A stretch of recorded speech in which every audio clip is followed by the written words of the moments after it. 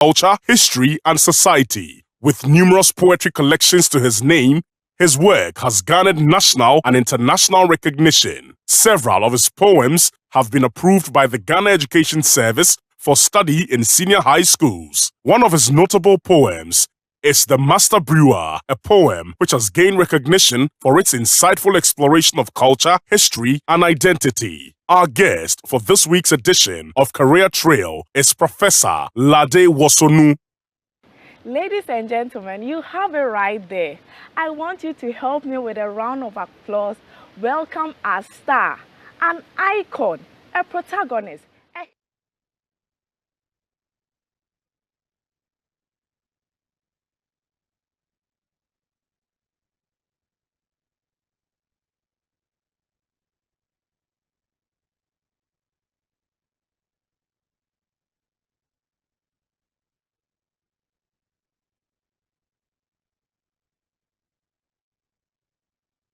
Recording stopped.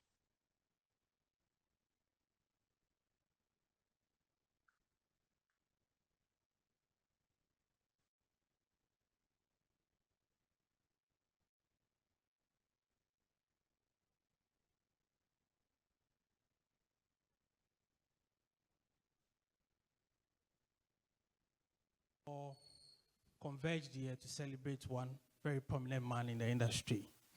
At this moment, the man for whom we Recording are here in progress. today is on his way coming to take his seat. I don't know what we can do. Is it a standing ovation just to acknowledge him? It will be good for us to all be upstanding and give him a hand clap as we welcome Professor Lade Wosornu and the chair of the event. Yes, he deserves it. He's done so well for himself and for the industry.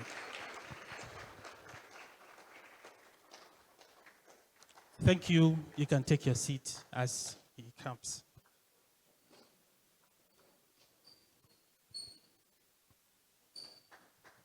Yes, yes. Yes, yes. I think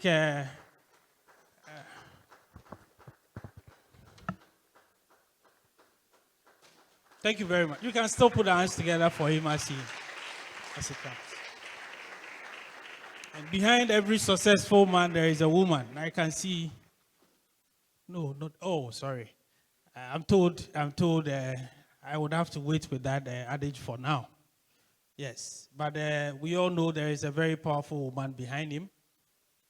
She might not be here, but she's still somewhere that she also needs some celebration. So let's put our hands together for the wife as well. Yeah.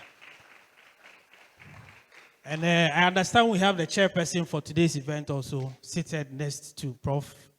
Welcome, ma'am. Thank you for having us. Yes, so today we're going to be very snappy. It's a very tall order before me, and we're not going to waste your time so much. I hope by the time we leave here, we'll all be, happy that we indeed made the time to come to this program. We all know today is the World Theatre Day. Theatre is the art form that brings all the other art forms together to express itself in a way that is more engaging. And I'm so happy that on this day we chose to have this program. That is as part of the Ghana Heritage Month's Literature Brewed in Ghana series and commemoration of World Theatre Day. We are unveiling and reviewing the collection of short plays by Professor Lade Wosornu titled The Casebook of Dr. O.P. Asem. Thank you all for coming. At this point, we would have another prominent person joining us online to do a very simple task, to go deeper into telling us what the purpose of this gathering is. So if we are ready to take Dr. Wale Okedran, the Secretary General of the Pan-African Writers Association online. Doc, if you are ready, we are all ears to listen to you. Can we put our hands together for Doc? Thank you. Thank you. Thank you, MC. I hope you can hear me. Yes, we can. Yes. Thank you. And let me say a big thank you to the Ghana Academy of Arts and Science for agreeing to host this meeting, which is a collaboration between the Pan-African Writers Association as well as the Ghana Writers Association, Ghana Association of Writers, GAO. As the MC mentioned, today is every year, the 27th of March, is designated as World Theatre Day. And all over the world, this day is celebrated by theater lovers. The idea behind this celebration is for us to mark the magic and the sheer brilliance of the performing arts, as well as to raise awareness about the role of theater. As we all know, the theater has had a very long history. Those of you who are performers and who are in the world of performing arts, as well as humanities, will know that the theater goes back to the time of the ancient Greeks. And that time, most of the plays were about these Greek tragedies. And then from there, we went on to modern times when we had performances at the West End in the UK, and on and on to Africa. And today, I'm happy that we are here to celebrate a master in the arts of performing arts. I'm also happy that in the audience, on the online audience, we have some famous writers from the Pan-African Writers Association from all over the world. I can see one of the doyens of the theater, all the way from Nigeria, Professor Femi Osofison, in the audience. I can see some of our colleagues from India, from Tanzania, Kenya, and over here, and also here in Accra, who have joined the event. I also want to acknowledge Professor Bill Indy of the Tuskegee University in the US, who is also a foremost writer on the platform of power. And like I said, today, the World Theatre Day has been put aside for us to raise awareness about the usefulness of the theatre, and also to put a spotlight on theatre's cultural importance, and also to remind the world that despite other forms of entertainment, nothing beats the thrill of the theater. So, how do we celebrate the World Theatre Day? All over the world, people are gathering today to either go and attend the theater to see a play, or to read about a play, or better still, to discuss a play. And that is why today I'm happy that we are all gathered here to celebrate a master playwright. In his introduction, he's our father in the writing business, a multi-talented personality, retired but not tired. A few days ago, we were all happy to celebrate his 80th birthday. And I was telling some of my younger colleagues that, see, you have no excuse not to write. This is somebody who at that advanced age is still very productive. So there's no excuse for those of us, the younger generation, not to be active. And just like Shakespeare said, all the world is a stage. So today we are gathering together in a global stage to honor a revered personality, Professor Lade Wosornu. And in addition to honoring him, we're also here to unveil a collection of short plays which has survived over the years. That is the Casebook of Dr. O.P. Asem. So I will not take too much of your time, but you welcome everybody once again to thank the Ghana Academy of Arts and Science, and also to thank our partner, the Ghana Association of Writers, GAO, and all those who have worked relentlessly in the background to put this show together. According to the program, we're going to have a lot of activities. We're going to listen to some presentations from students. We're going to have a panel discussion where some experts have been brought together to talk about the collection of short plays, the Casebook of Dr. O.P. Asem. And then, of course, we will also listen to the audience because we believe, just like a proper theater, the audience must also play its part. We're going to listen to the audience with their remarks, with their questions, and other interventions. So on this note, I welcome you again, and I wish you a pleasant stay today. Thank you. Hello. Yeah, thank you very much, Yes. Doc. I get some echo. I don't know if you can help me sorting that out. Thank you. Yeah, so thank you, Doc, for such a very, precise statement of purpose. Now that we know the reason why we are gathered here, I think it's right for us to choose one of us to steer the affairs of the program. So I would read a brief profile about the chairperson selected for today's event, and then we would hand over the podium for her to say a few words to accept the task to chair this very august event.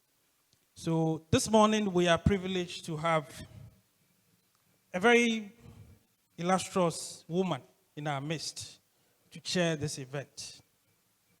She is the president of the Ghana Academy of Arts and Sciences. She's a professor of immunology and parasitology. This is a mouthful. Yes, at the University of Ghana. Her groundbreaking research on malaria immunity and vaccine development at the National Institute of Health at New York University, USA, in the 1980s led to the very first approved human malaria vaccine, RTS. She is also a fellow of the African Academy of Sciences, the first emerita professor in the sciences at the University of Ghana. She established the immunology unit at the Noguchi Memorial Institute for Medicine Research in 1980 to 1983. She's passionate about building research capacity and knowledge transition in public health. She was the first female director of the UG School of Public Health and the foundation dean of the UG School of Public Health, also making her the first female dean in the College of Health Sciences in the University of Ghana from 2002 to 2007. She has earned numerous awards and recognitions, including 2014 Laureate African Union Kwame Nkrumah Award for Women in Science and the 2019 Laureate for the Clara Southmide Ludlow Award by the American Society of Tropical Medicine and Hygiene. Women's World Day 2021 recognized her as one of 7 women in science who have changed the world for the better. She was an award winner of the 10th Ghana Women of Excellence, commemoration of International Women's Day, organized under the auspices of the Ministry of Women and Children's Affairs on 7th March 2025. Ladies and gentlemen, can we put our hands together for Emerita Professor Isabella Achimba Kwachi. Madam. We are listening to you.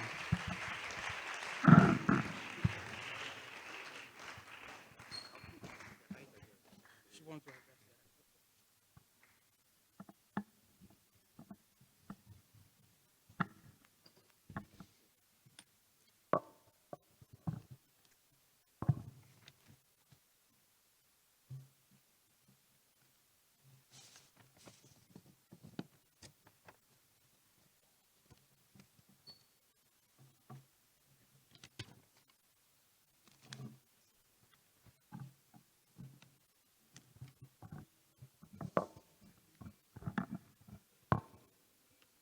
Good evening, distinguished guests, dignitaries, members of the Pan-African Writers Association, Ghana Association of Writers, fellows of the Ghana Academy of Arts and Sciences, writers, students, and esteemed members of the audience.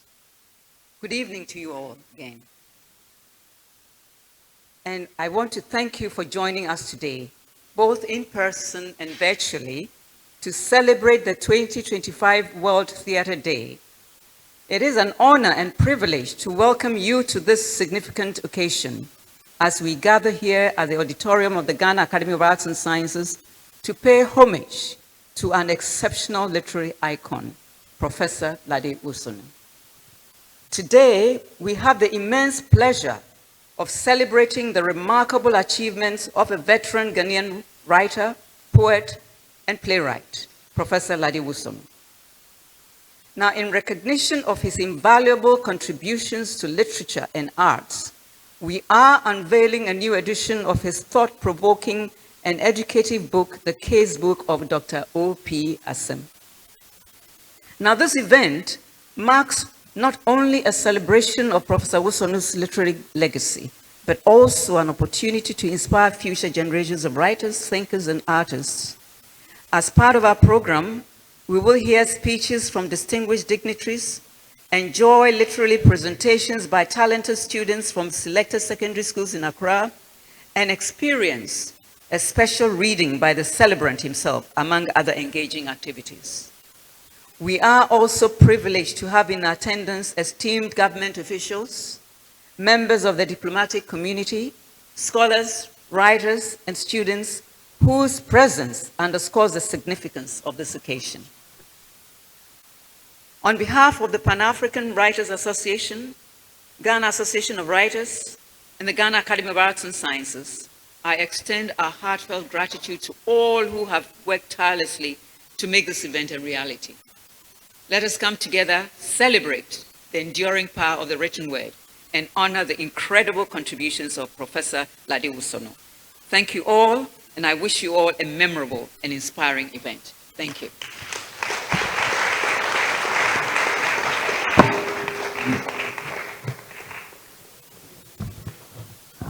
Thank you very much, ma'am, for accepting to chair today's event. Before we move on, there are a number of dignitaries in our midst that we would have to acknowledge before we continue with the rest of the program. I understand we're expecting more, but they will join us as the program travels. So without further ado, I'll mention the name and then they give us a wave, and then we put our hands together for them as well, for working very hard for God and country. In no particular order, I'll start by introducing Mr. Rex Omar, a very popular Mr. Rex Omar, who is now a presidential staffer in charge of the Black Star Experience. I understand he's sitting in for the Minister of Culture and Creative Arts, who is locked up somewhere defending the budget or something. So, yes, Mr. Omar will be representing her. Seated next to Mr. Omar, we also have, a face that when we were young, we used to see on TV. For some time now, we have not been seeing the face, but he's come back in a different way to serve Mother Ghana. Can we put our hands together for Mr. Gideon Ayikwe? Yes, who is now the Acting Executive Director for Creative Arts Agency. Welcome, sir. We can also see Mr. Wakefield Ekuokun. He's the acting executive director for the National Commission on Culture. So you can see that the cultural space is well represented, and we should be proud of ourselves that we can have all these big men in our midst to celebrate Prof on this very momentous occasion. Thank you all for coming.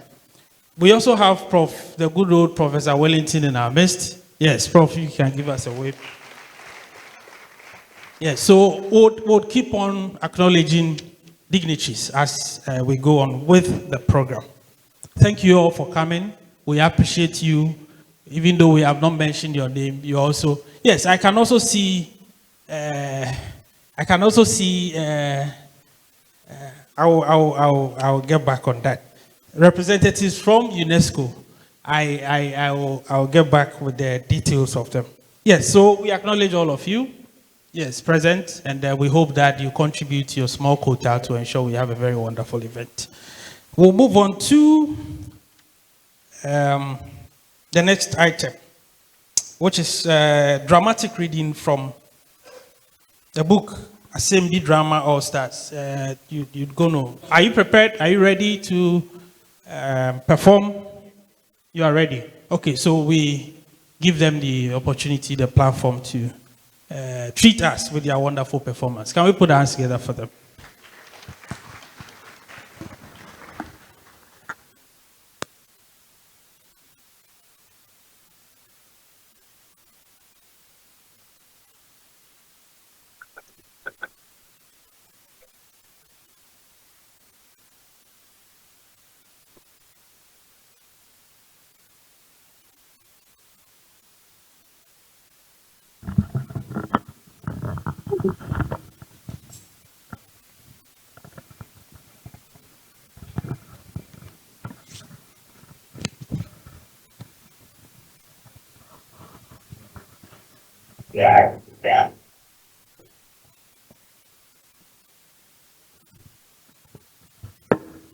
Good afternoon, ladies and gentlemen.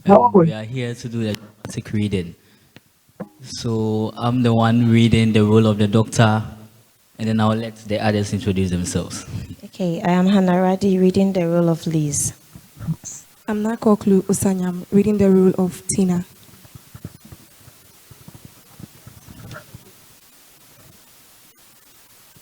So the first basic problem here is one of the natural but exaggerated anxieties of two girls, Tina Tembo and Liz Nelanda, who consult Dr.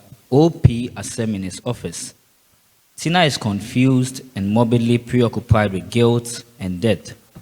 Contraception is discussed, beginning with the first period, with Liz appearing knowledgeable, although the story has a twist in the end.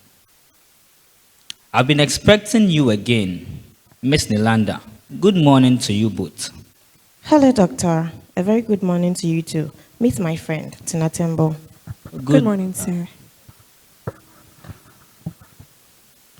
Sir, really? In this day and age, either you are shy or you are mocking an old man.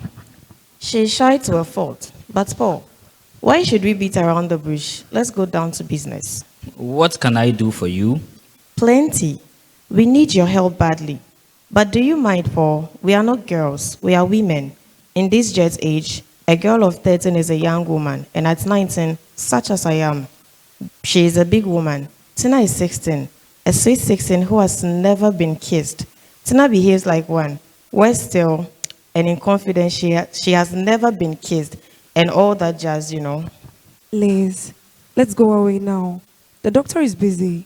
Why should we bother him with our private problems? Oh, it's no bother. It's a pleasure for him, believe me. It is his duty. By the way, why are you girls in town today? I thought your school grants no exits. No, they don't. But we get out anytime we want. And we cover up for each other as well. That the headmistress, poor woman, never finds out. Sometimes we bribe the day watchman. Anyhow, Paul, Tina is not only my best friend, she is also my pet. She is positively my darling, whom I am determined to teach all the ropes I know, even if it kills me. It might not kill you. but it might kill me. Please, Liz, let's go away now. Hannes, please.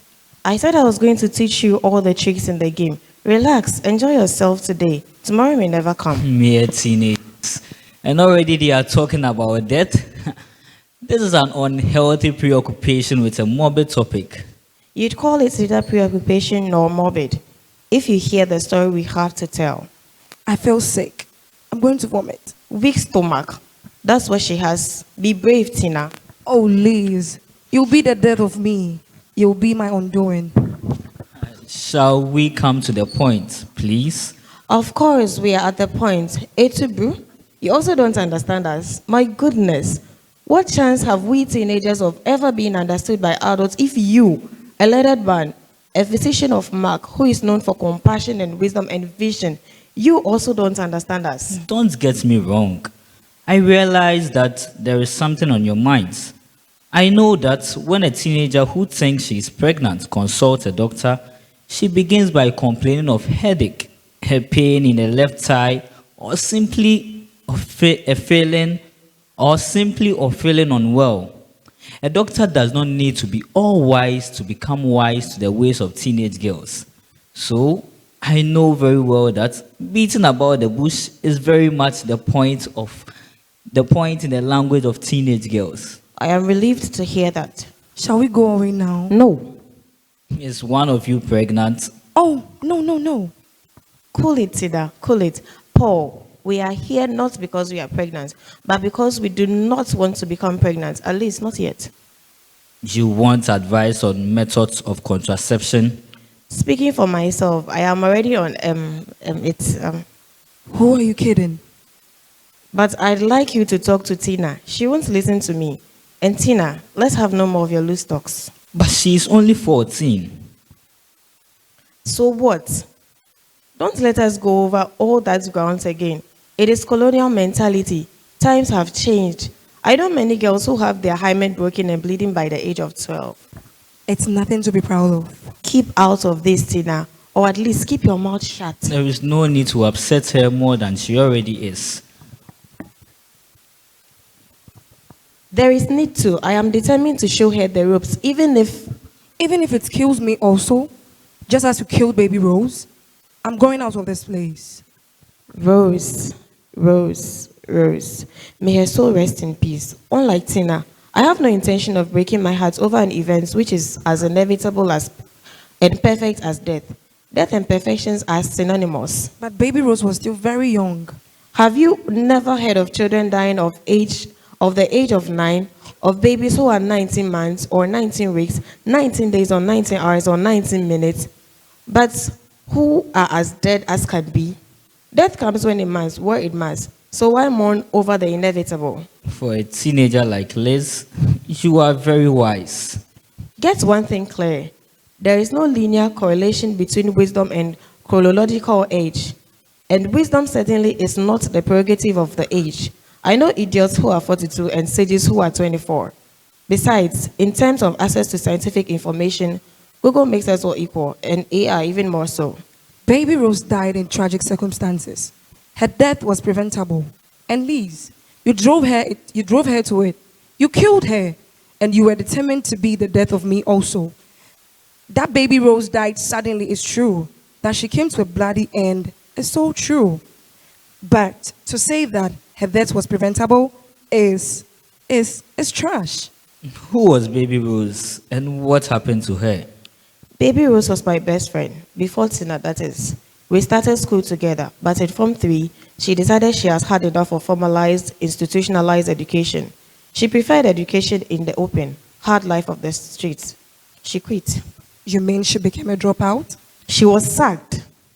Why was she sacked from school? Because she was found pregnant. I see. That was then. These days, pregnant schoolgirls are no longer sacked automatically. But Liz, with you as a personal tutor, how could baby Rose have possibly become pregnant if she didn't want to? You can ask that again. I gave baby Rose lessons on all methods of contraception. Lessons is a weak word. I gave her demonstrations, wherever possible, of course. Beginning with a safe period, which Roman Catholics swear by. Keep religion out of this sordid affair. This sordid affair is life itself. How can I keep religion out of life? Anyhow, employing a calendar, a blackboard, and a piece of chalk, I explained carefully to her what the safe period means. I said, brother, you are the doctor. You ought to be doing the talking on all these things. It is sometimes instructive for the tutor to listen to the tutored. Very well. The safe period, in plain words, is the period in which one can have sex safely. But safe from what? From pregnancy, of course. And I explained to her what it was not. Could it be that my understanding of the safe period is wrong? I wonder. You've done well. With your permission, I shall take over from here. But please, feel free to interrupt. Interrupt? That was what Baby Rose said. The safe period was, yes, interrupt. No. That's something totally different. It has nothing to do with the safe period. Oh my goodness. She didn't think that, did she? Maybe I'm confused. Can someone please explain to me in a simple terms the ABC of contraception? I declare I do not see the need for contraception in the first place. This is because if a girl is single, she should flee away from having sex. And if a woman is married, she should have babies. What do you want to get married for if you don't want to have babies? So, in either event, married or single, a woman should have no need of contraception. QED. Yet, ever since I entered this secondary school, the only subject guaranteed to draw crowds of giggling, inquisitive girls, and noisy boys in noisier shirt is the subject of contraception. I wish I was never born. For all I know, you are as good as dead. But what will certainly kill you is your naivety and not your self-proclaimed lack of morals. Now listen as the good doctor tells you all about the safe period, which isn't that safe. Over to you, sir. And please, no preaching and no job-breaking medical words either. Just plain words. You are making an impossible request, but I'll try. Between her first and last menstrual period, a woman is said to be reproductively active. It means that she can bear children, other things being equal. Normal menstruation occurs in periods or cycles. Most women menstruate once every 4 weeks. We count the first day on which the woman bleeds from the front passage as day 1 of that particular menstrual cycle. In round, even numbers, between 12 to 18 days later, she sheds an egg called an ovum. The phenomenon is called ovulation.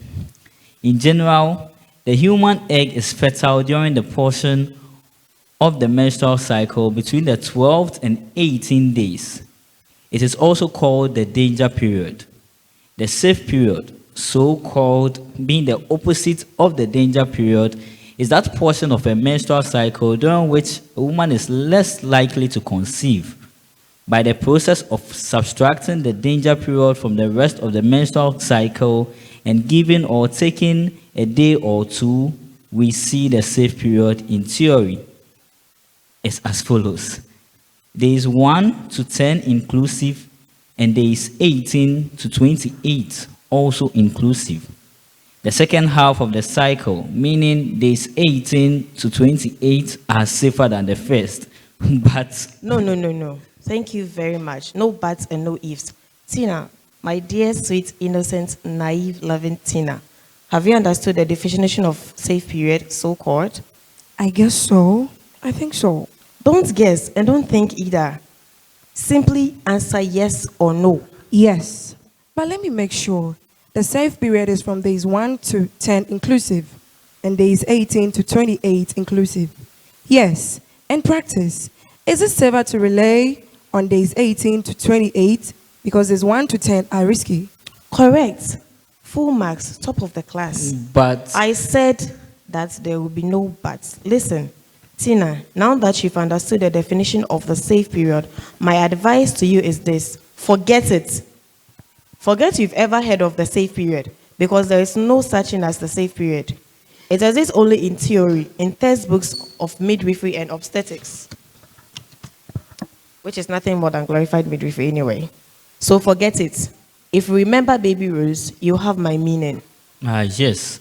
What happened to Baby Rose? It's a long story. In any event, she's dead. Baby Rose was my sister.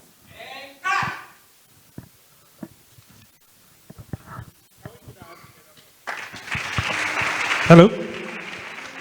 Yes, I understand this particular group has done so well in grooming many award-winning members from amongst them.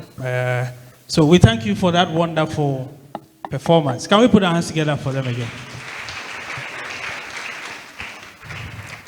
Yes, so we will quickly move to other items on the order, running order. But before we do that, I'd want to acknowledge Mr. Kalampa, the program officer in charge of culture at UNESCO. Mr. Ampa, yeah, welcome. And I also understand there are many fellows of the Ghana Academy of Arts and Sciences around. Can you give us a wave? Let's see that you are well represented. Thank you all for coming to support Prof. We are moving to the phase 2 and phase 3 of the event, if you have the running order. At this point, I will take a seat and then invite my own Sir Martin, Dr. Martin Blogbe, to take over and then take us through that sessions. Can we put our hands together for Mr. Martinez?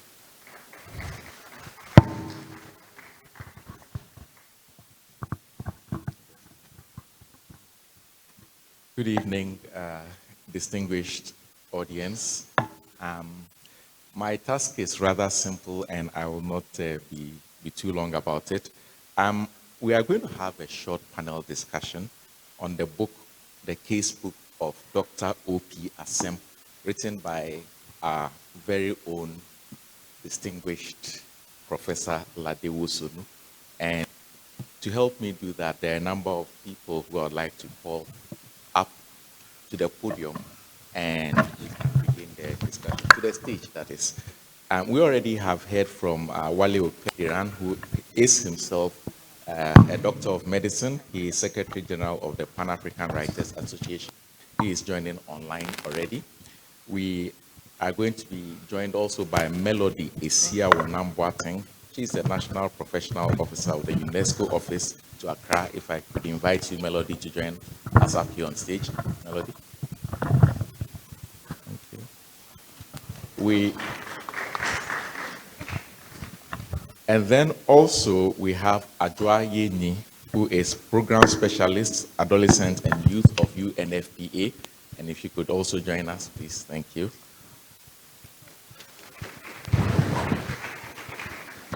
Linda Ampa is herself a writer. She is author of the book Pieces of the Portrait, and may I invite her also on stage.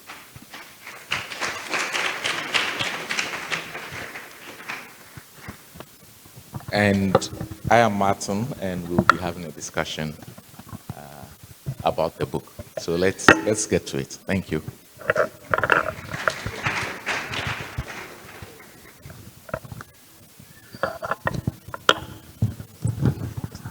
Okay, just a quick check to see if Dr. Okediran is with us online. Hello? I'm online. Okay. It seems not, but we will still be able to have a good conversation, I'm very sure. So let me...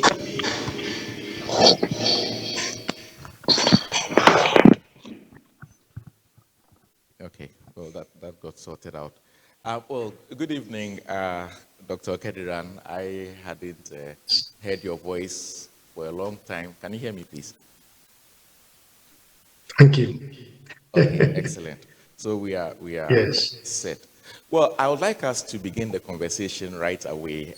I've taken a look at the book. I've read it, and it's interesting because it's the very first play that is in here was something I reviewed much earlier in the year, and so I was quite excited to see that there were two others that had joined it to make the entire collection of 3 plays. I'm very sure that you've also taken a look at this book. I just want very quickly to ask you to give me your comments, your general comments about the Casebook of Dr. O.P. Asem. And I'd like to start with you, Melody. We'll go round and then get to Wale. Melody, what are your initial comments about the book? Good evening, everyone. Thank you. Prof, distinguished chair, distinguished officers and reps from the Ministry of Creative Arts and Culture, distinguished professors, it's indeed a pleasure and an honor to be part of this panel. For me, it's mainly about the many themes that one can find in reading this book. It stretches from issues of human entanglement, health crisis, marriage conflict, and the fact that each scenario in the book presents a death that is, it's unfathomable, and engaging narratives.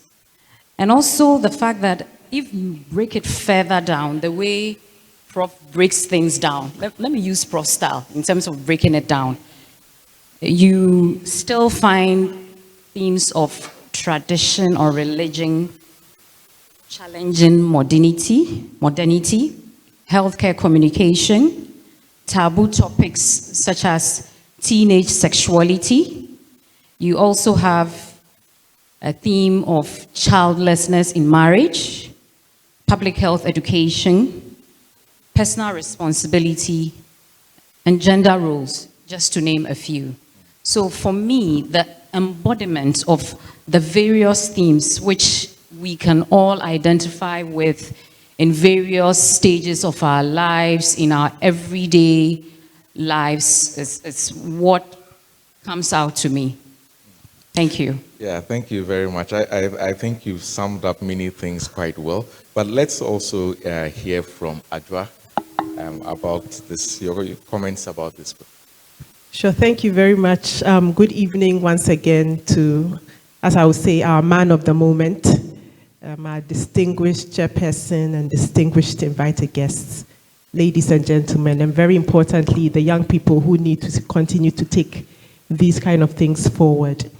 I think Melody has said a lot in terms of what the book is, an amazing book, and the fact that it spurs you to be able to think further and more deeply into issues around the things she has mentioned. It's like a catalytic piece of tool that allows you to dig deeper into things around health, around gender equality, and amazing things. I think for me, anytime I've read any of the short plays, you keep wondering, it's like, it's not finished. There's so much more you can do with it. There's so much more that can be explored. There's so many more conclusions that can be arrived at. And I think the play does an amazing job through the various topics that it talks about to bring us to this end. So for me, I think that's all I'll say for now. Thank you. Yes, and thank you very much, Adwa. Now, Linda. Yes, Prof, congratulations and good evening. Okay, Prof, congratulations and good evening, Lady Chair, and hello to everybody. I think just to add on to what my co-panelists have said, Prof uses a very unique style to address otherwise taboo topics in our society. And the language he uses, very simple. So you do not need to Google any word. You do not need a dictionary. And so it makes it easy for even the person who doesn't like reading to read. And for me, I thought that was really something that we should commend. A lot of us start books and by chapter 3, you've moved on to another book, you get to chapter 6 and then you move on. This, you want to know, you want to continue. It's funny, you can relate. It talks about issues that are very debatable. Religion, infertility, my all-time favorite, alcoholism, teenage pregnancy, and all sorts of issues. So, Prof, you've done justice to these topics, and you've opened it up for people to be able to talk about it. Thank you.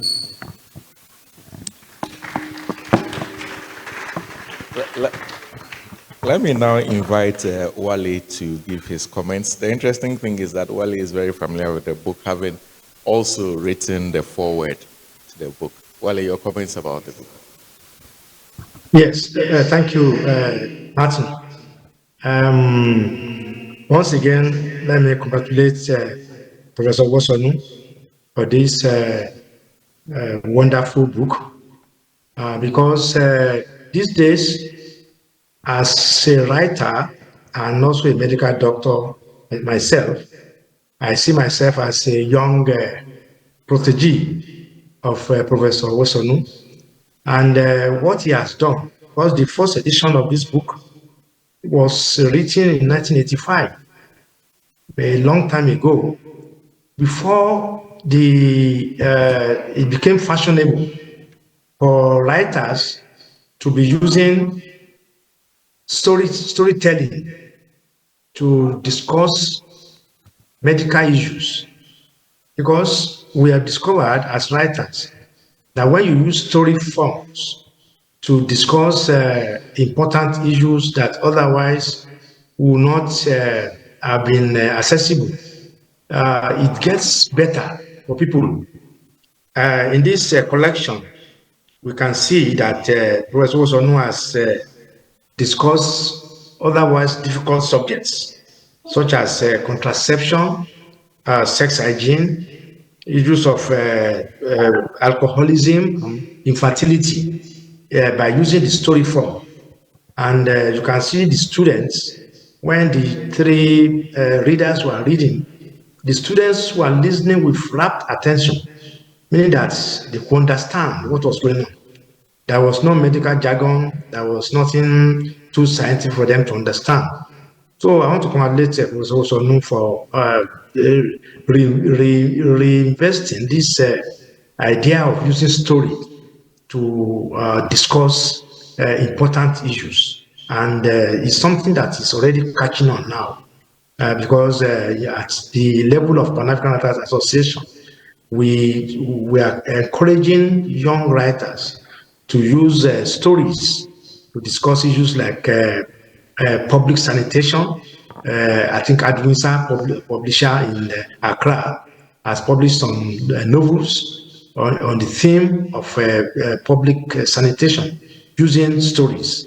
So this is something that we want to thank Professor Wosornu for spearheading, and we want to assure him that we will continue to use his own approach to discuss important issues for the benefit of our young ones. Thank you. And thank you very much, Wale. The plays in this collection were originally conceived as radio theater, which I really find very fascinating because many years ago, radio theater used to be a mainstay of radio programming.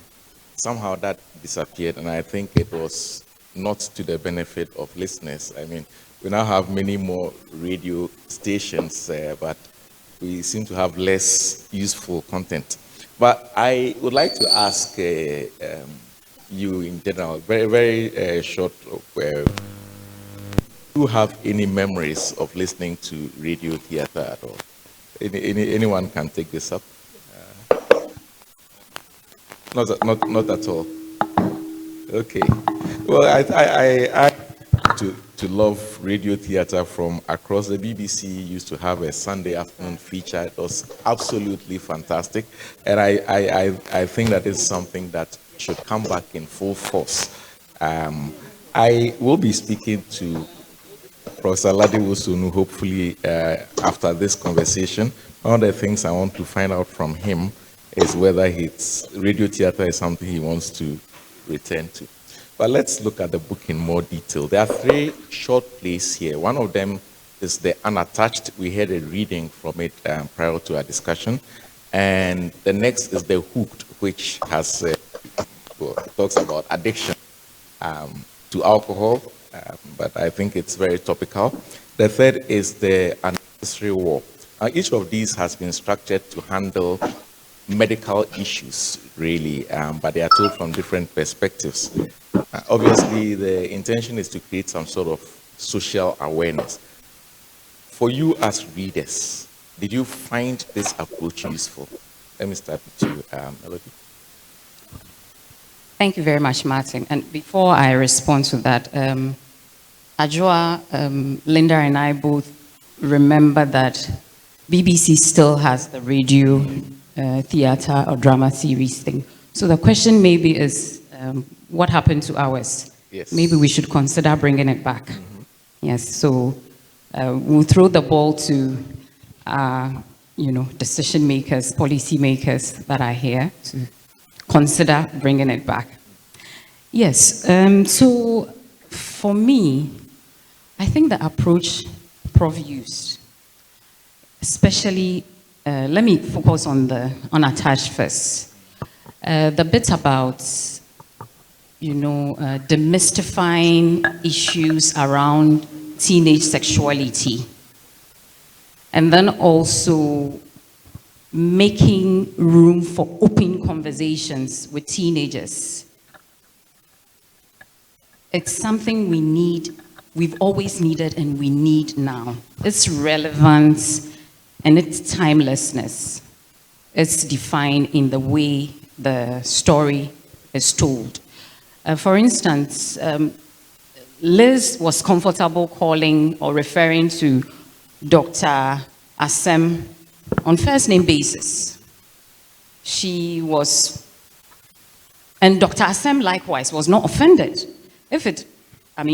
Culturally, in terms of the tradition, our culture, and all, a lot of people, even here and now, would frown upon that. But Dr. Asem, that character, Dr. Asem, created an environment where the young ones could freely express themselves. They could talk about their deepest fears, their emotional struggles, and all, without feeling judged. And when I read it, I told myself, wow, I wish, if there was a doctor like that, I'm sure there are doctors, but if I knew one like that, I would always want to be in his consulting room. Because it's like practicing democracy in medical circles. Because I did a bit of medical sociology in UG, and we learned at the University of Ghana, full name, University of Ghana. And what I learned was that in terms of why there are sometimes conflicts between patients and doctors, it's the issue of doctors having studied for 7 to 8 years, the struggles they went through. So when they meet the patients, frankly, they don't want you dictating to them. They don't want you questioning every aspect of what they are, what advice they are giving you. But here is a case where Dr. Asem is willing and open to interact with these young ones, listen to them, give them feedback, even have some of his opinions challenged.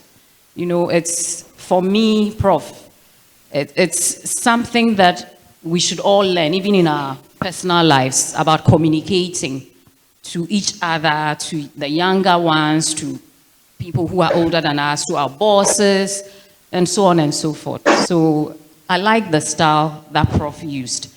Do you want me to go to the next one, or? Well, we'll come around to it subsequently, but I must mention that there has to be something, even if slightly, autobiographical about the character of Dr. O.P. Asem. And for those who know Professor Wosornu, you will begin to see that probably it's not accidental, the character that is portrayed in there. This is a question that we have to put to the man himself at some point.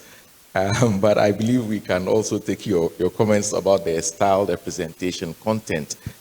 Also, that's a joy if you could also share your thoughts about it. Yeah, okay, so thank you so much. And I think that book is a master storyteller, really telling a story. That storytelling approach allows for each topic to discuss the very nitty-gritty, everyday questions that people ask around the topics.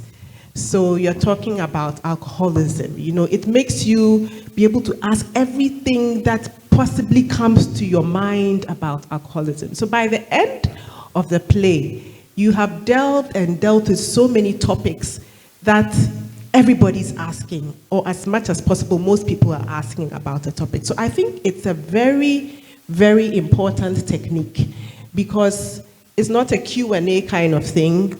It's what is Linda thinking about? Oh, I'm thinking about, but I've been drinking all the time. Am I really going to get a liver disease, etc.? So it's a very important way to be able to get out the actual information that makes a difference in people's lives when it comes to these health matters. So that is very much appreciated. Because my work is around young people, I think I'll touch again a little bit on the issue around how young people are engaged in the book. For me, I won't go around Melody's side because I don't want to keep repeating everything. But the fact that it begins to reveal to us the kind of young people we even have in our generations, and probably in generations to come. We have bold, brazen young people who are not like when some of us, okay, nowadays I have to show my gray hair because everybody thinks I'm a little girl. But not like when some of us were in school, you know, the kind of attitude you had to have if you were a young person. Here are young people who are bold, they can ask the questions they think about, given the right environment. And when you present a good environment for young people, they will ask questions and you'll be able to solve those questions for them, which means that they will take informed decisions when it comes to their health and their issues. So I think it prepares us as a people also that we are in a different kind of generation, we are in a different world. We have young people who will ask, and for us the adults, we must be ready to be able to answer. And you can see Paul was just on point. He was there, he understood their languages, and so because of that, the conversation kept, and they would move from one topic to the other.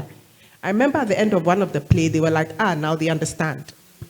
You know, because the adult they were speaking with allowed himself to listen to the young person. So I think that relationship issue comes out really well in the play, and I think that is what I'll stop on. Thank you. Yes, that's quite clear actually when you read the book. I hope the publisher would have made copies of this book available so that people can pick up copies after we close from here. Let's ask you also the same question. You are a writer, so obviously you have an idea of techniques as well, and you've told us how you feel about the book in general. But did you learn anything new yourself when you were reading this book? Oh, I learned many things. To add on to what the Fua said, apart from the information the doctor was giving the young people, for me, it was the environment that was created, the enabling environment for them to even have that conversation. So it's a lot to learn, apart from the topics itself, just the way people behave when it comes to young people and taboo topics. All of that is addressed in this play, several. So I think that there's so much. I like the style Prof chose. It's a play, so you don't feel like you have to read this chapter before you understand this. It flows beautifully. So the style, Prof, A1. And I think I asked you the last time whether you are Dr. Asem. You didn't answer, but anyway. But truly, to add on to what my co-panelist said, if this is the kind of doctor that our young people will go to, we are safe. Because now we are not even talking to our young people. So they go to the internet and get information. And some are veering off track completely because they are not being told the truth. But an environment like that will let you tell the young people the truth. Because this thing talks about even sexuality. It addresses that. I found that very interesting, a very tactful way of addressing that. You know, well, of course, you know, it's topical now. So, but my favorite area, as I mentioned earlier, is the fertility side. Because of my own story, and I've written about it as well. Now, it's an area that is hush-hush. People will talk about it behind you. So your mother-in-law is talking, your sister-in-law is talking, And sometimes even your brother-in-law is talking, you don't know. But the truth of the matter is that we just had a webinar a week ago where we had women who had gone through fertility issues, some who are still going through it. We had a gynecologist specialist on the panel who said that this area is 40% men, 40% women, and 20% unexplained. Yes, that was an eye-opener for a lot of us, but this book helps you to know that it's true, it's real. It wasn't the woman, it was our lovely doctor himself, so your style of writing, Prof, excellent. Thank you.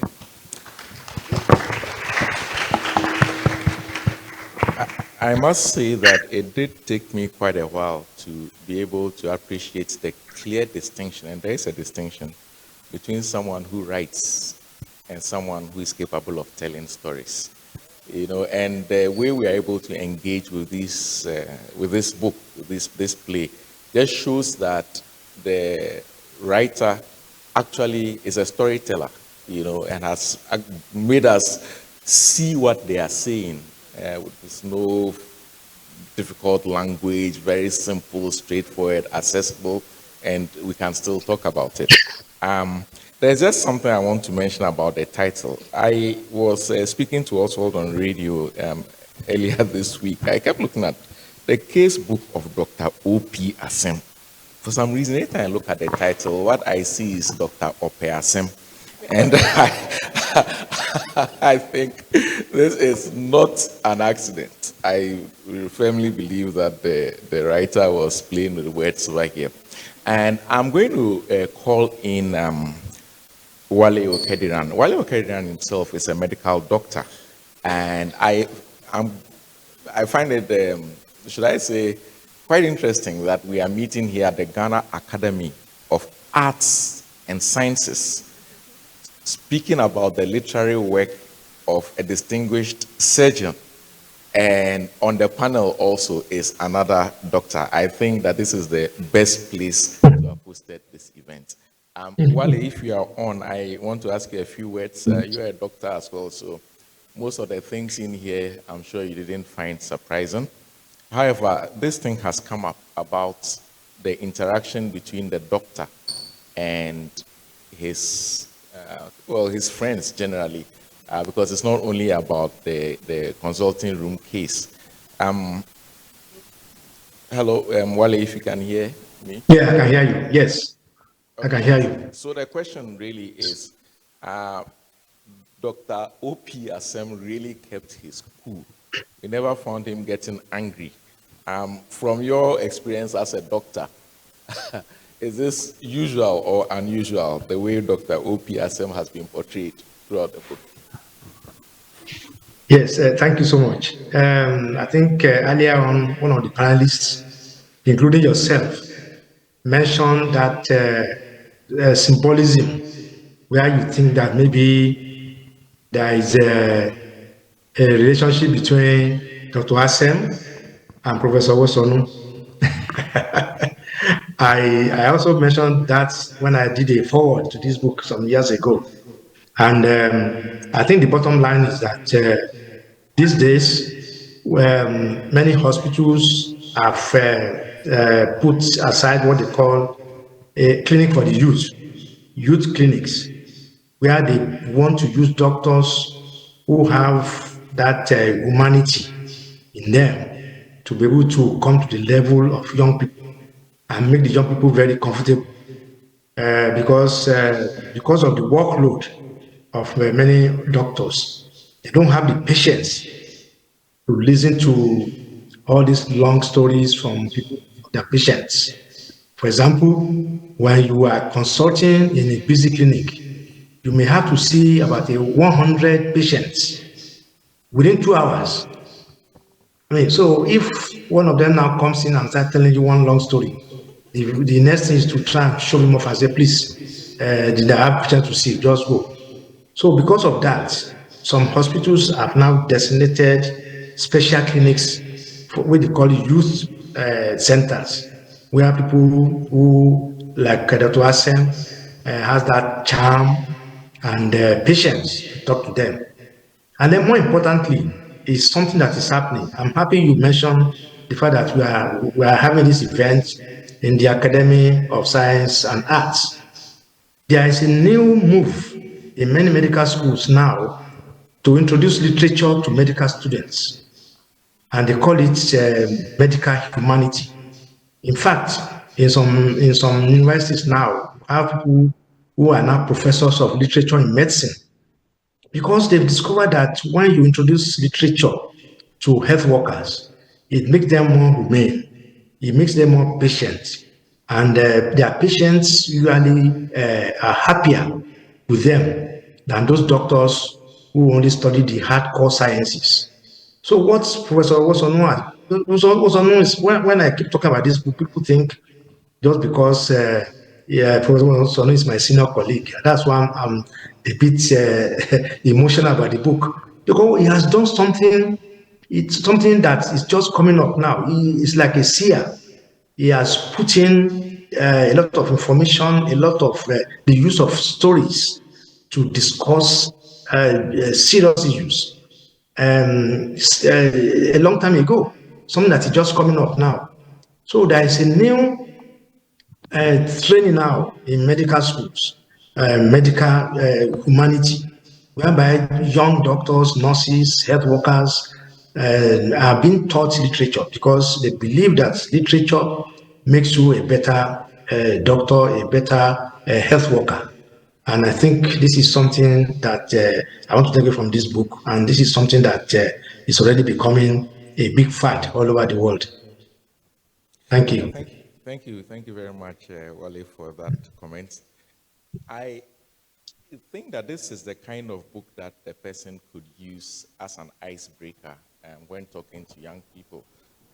If, as many of us are, find it difficult broaching sensitive subjects to young people, it's entirely possible that you let them read this book first, and then after that, it becomes easier to have the discussion.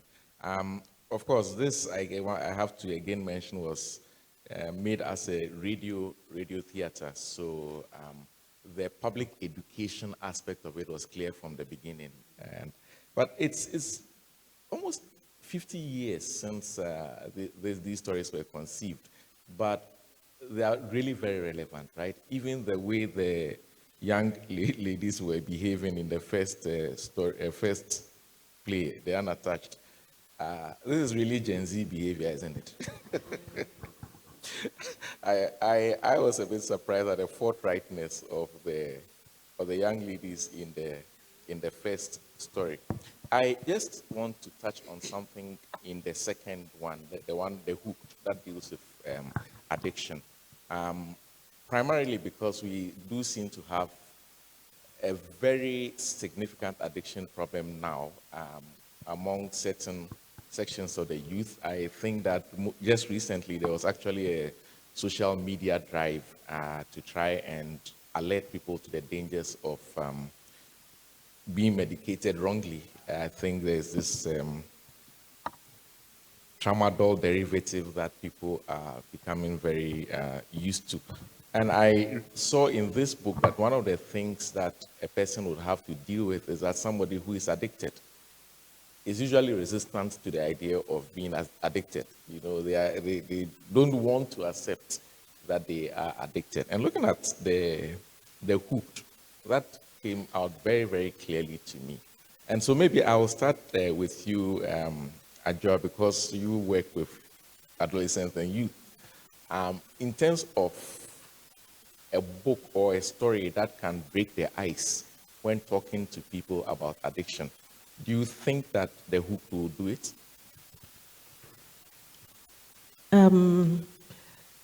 Very definitely.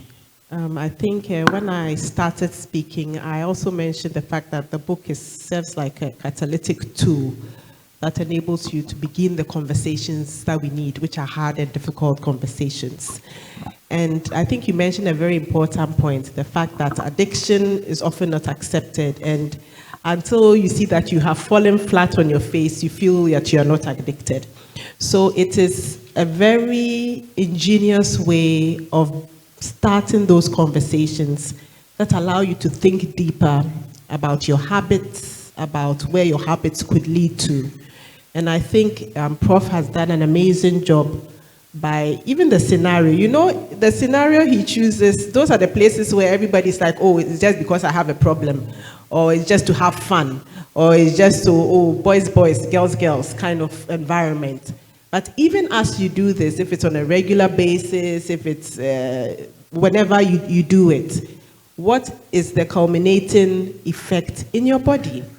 And are we really thinking about it? And the fact that the more we schedule the boys every Friday after at this thing, it means that we're doing this every Friday and putting into our body a certain amount of substance that could be harmful. That, and I use the word reservedly because I know that it may or may not for some people. So I think it's really a very important way, an important tool, and it can definitely be used to set people thinking and open the discussions where needed. When you talked about the drug abuse issue, I think I just heard also, they said there was something called RED, which is also out there. And I saw a social media clip where somebody has taken the 5-star, I think one of these energy drinks, I think so, yeah, the yellow one, and they had poured like cough mixture into it, and shaking it, and when you take a swig of it, we didn't know what happens, but apparently when you take a swig of it, you are in second heaven. So there's a lot of things that are happening that we think we are doing, and immediately we are not seeing the effect. And I think this is a good way to start the discussion or the conversation around some of those things. Thank you. Yes, thank you.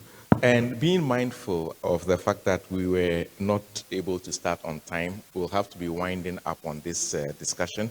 But what I hope that we've been able to do is to highlight the book, give you an idea of its importance, an idea of its content, and probably also encourage you to get copies. There's this thing about the book which I wondered about, and that is the targeting. Generally, when a book comes out, you want to figure out which demographic is most going to accept this book. I have no answer to this because it seems that it is universal. But I've said the universal thing, so I'm going to put a question to you, but I don't know whether you should also tell me that it's universal in terms of the demographic.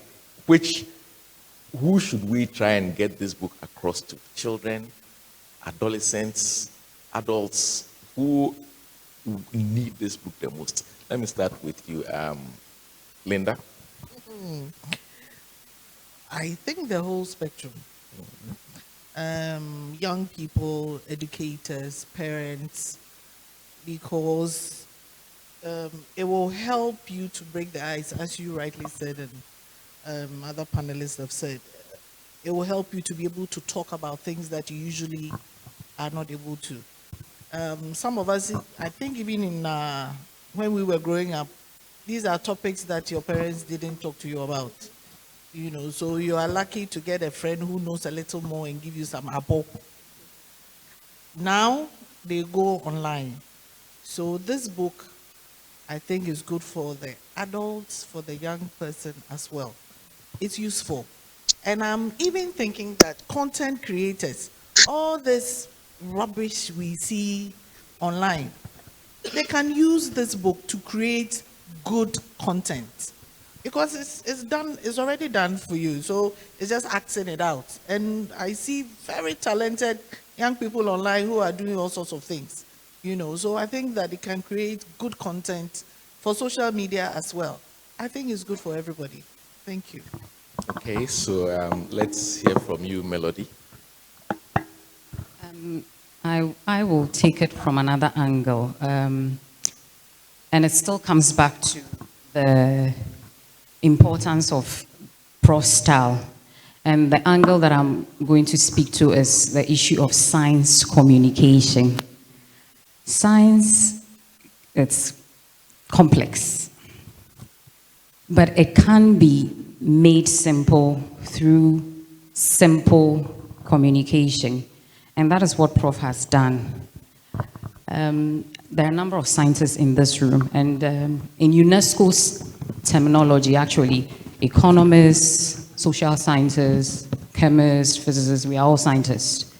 But the challenge is how we communicate our research work, studies that we undertake. And this is a style, an example of the kind of style we could use in our communication. Even if it's not in a play form, scientists should start thinking of how to break things down in simple, easily consumable ways that the youth, young people can take up.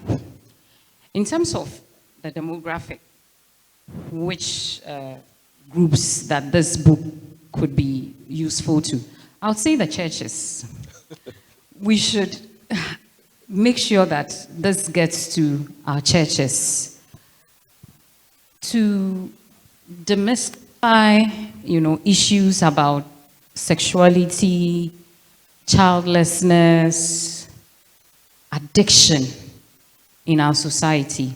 The church has a big voice. It has a huge platform when it comes to disseminating information. So it would be good if we could sell this to the churches. So that would be my take. And then, yes, if I don't say this, my colleague is going to be, he won't forgive me.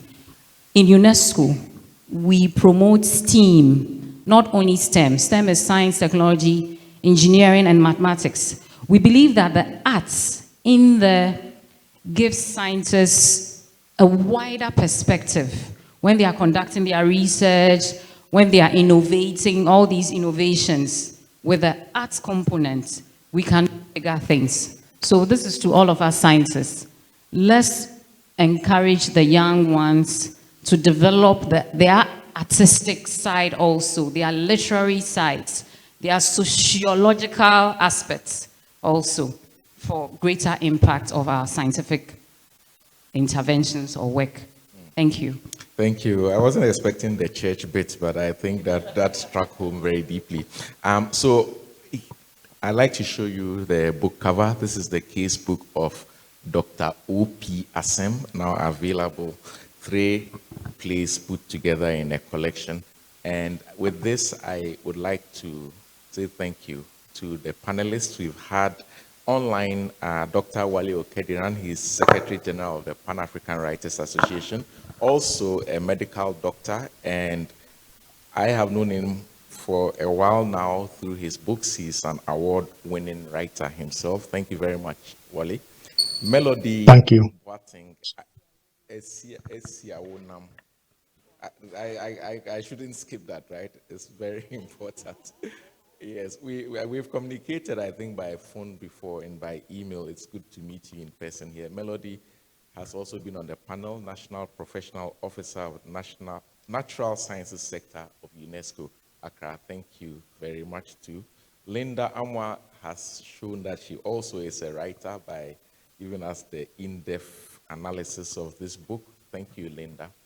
Finally, Adra Yeni, Program Specialist, Adolescent and Youth, UNFPA. I think that your perspective on the impact this book could have on young people has been very useful.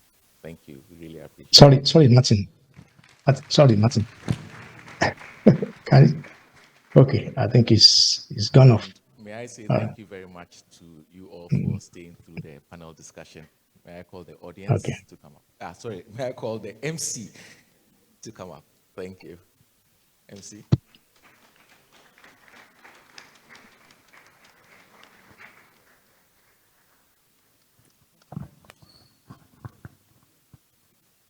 Thank you very much, Sir Martin. I think the discussion has been very, very, very deep. Yes, one thing I'm taking home is that at the intersection of arts and science, there is always perfection. You know, when we have a doctor that has a bit of arts background, he's able to explain things better to his patients or her patients, and he becomes more endearing to them. If we have an architect who understands art, he's more sophisticated and more, better at his work than one that does not have that kind of art background. So instead of us, we should marry the two and then we'll develop faster. Thank you very much. I think at this point, we'll move on to phase 3 of the program. And we have an evidential item from the archives of Odadie, and would invite Professor Wellington to do as the honor. Can we put our hands together for him?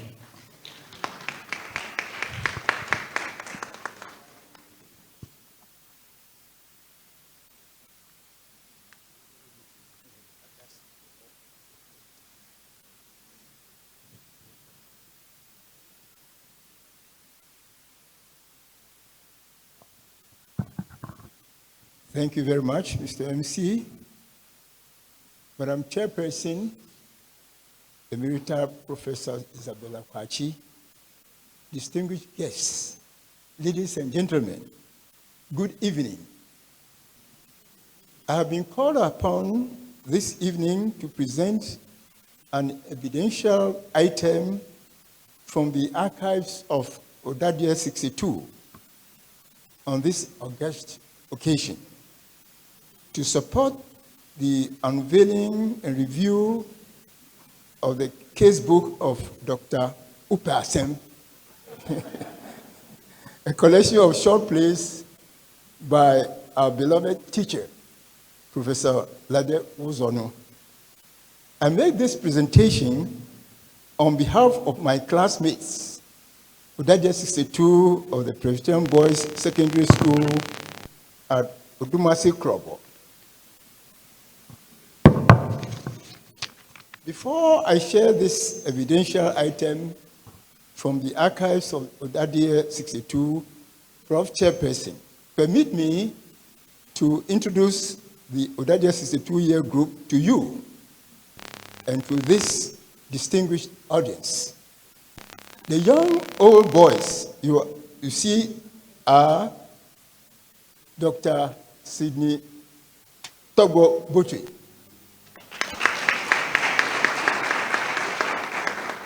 he is a medical officer who returned home from Germany, where he owed his practice and practiced medicine for 35 years.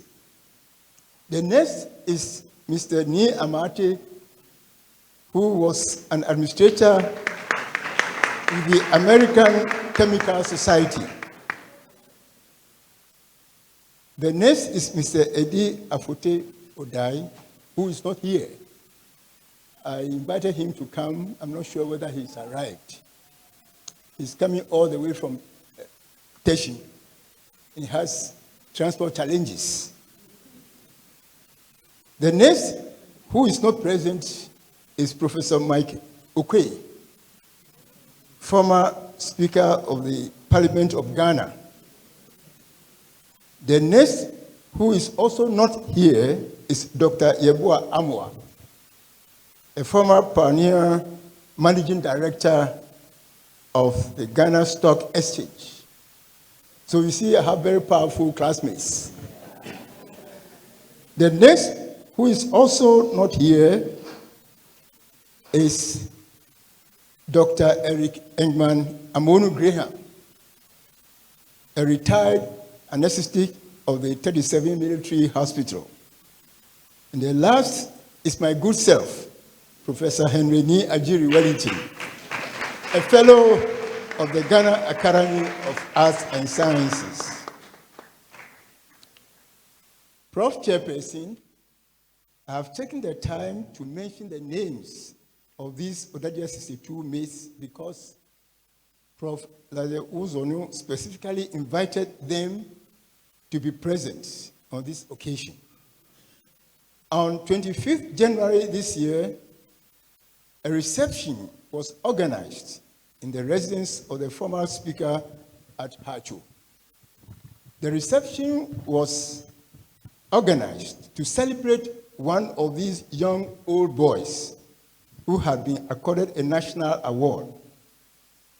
Because of the special bonding relationship Professor Lade Wosornu had with this Odadie 62 group, he defied all the odds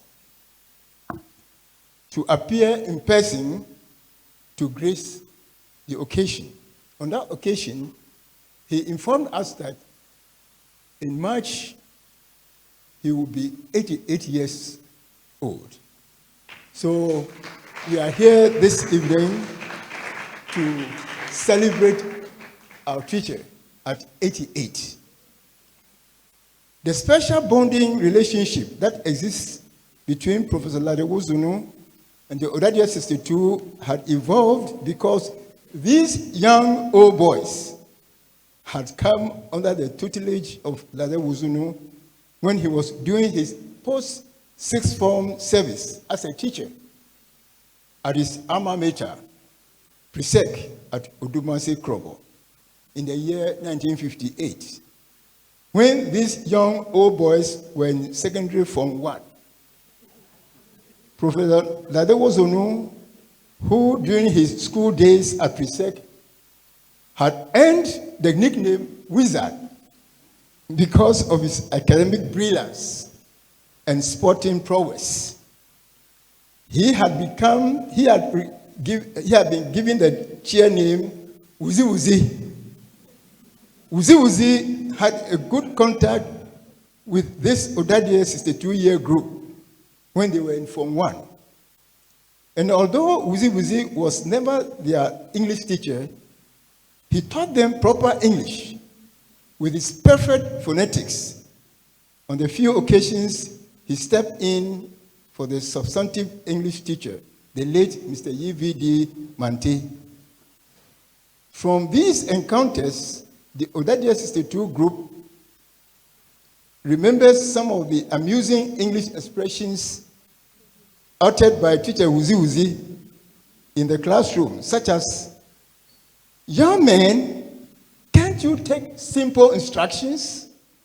Okay? Hey boys, get cracking." Young men join the chorus. So I conclude this evidential item from the archives of Odadia 62 by asking my classmates who are here to join me to exclaim, "Wuzi Wuzi, happy birthday, and Ayeko for your literary achievements. We are proud of you."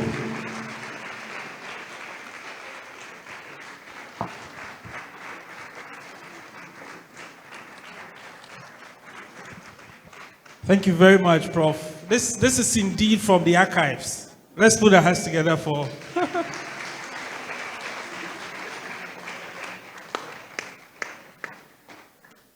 Right, so we'll zoom quickly to the next items on the running order. We're going to have a brief conversation with the man we are celebrating today. And I would invite again Sir Martin to take charge of this segment as well. It's going to be a quick one. Afterwards, we'll open the floor for questions. So, Sir Martin. Well, thank you. I must admit the honor of being knighted by our good MC. Yes. So what we want to do now is to have a short conversation with Professor Lade Wosornu. For me, it's one of many conversations that we've had on his writing. I do hope that regardless, we'll still be able to bring forth most of the important items about his writing life. So I think that you move with your wheelchair forward, and then I will sit beside you.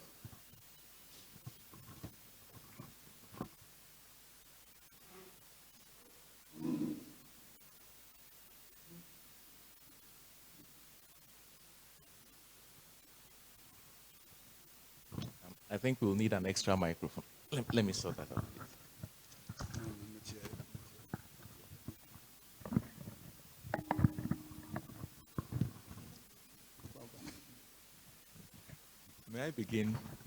May I begin with congratulations, Prof. Lade Wosornu. I must say that it probably is a word that you have heard many, many times in your life. Congratulations.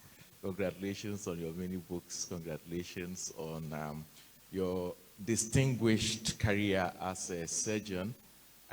But we still must add more congratulations to it tonight. And so, once again, Prof. Lade Wosornu on this presentation of this interesting collection.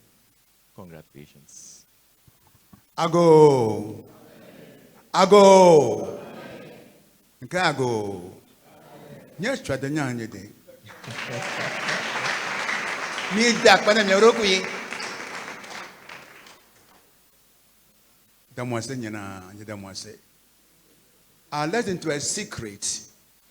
Can you read the alphabet in any of the Ghana languages? Young man, can you? Yeah. Can you do it? A, B. Try that, please. Stand up here. Hey, well, you could use mine. I want the young lady to be here. I want young lady too, please.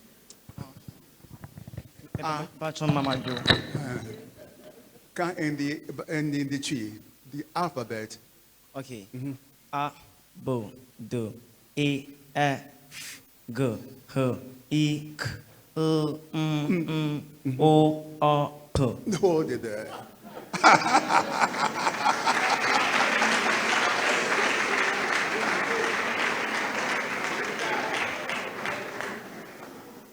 Therefore, your friend man your date is saying, what's the name of the character?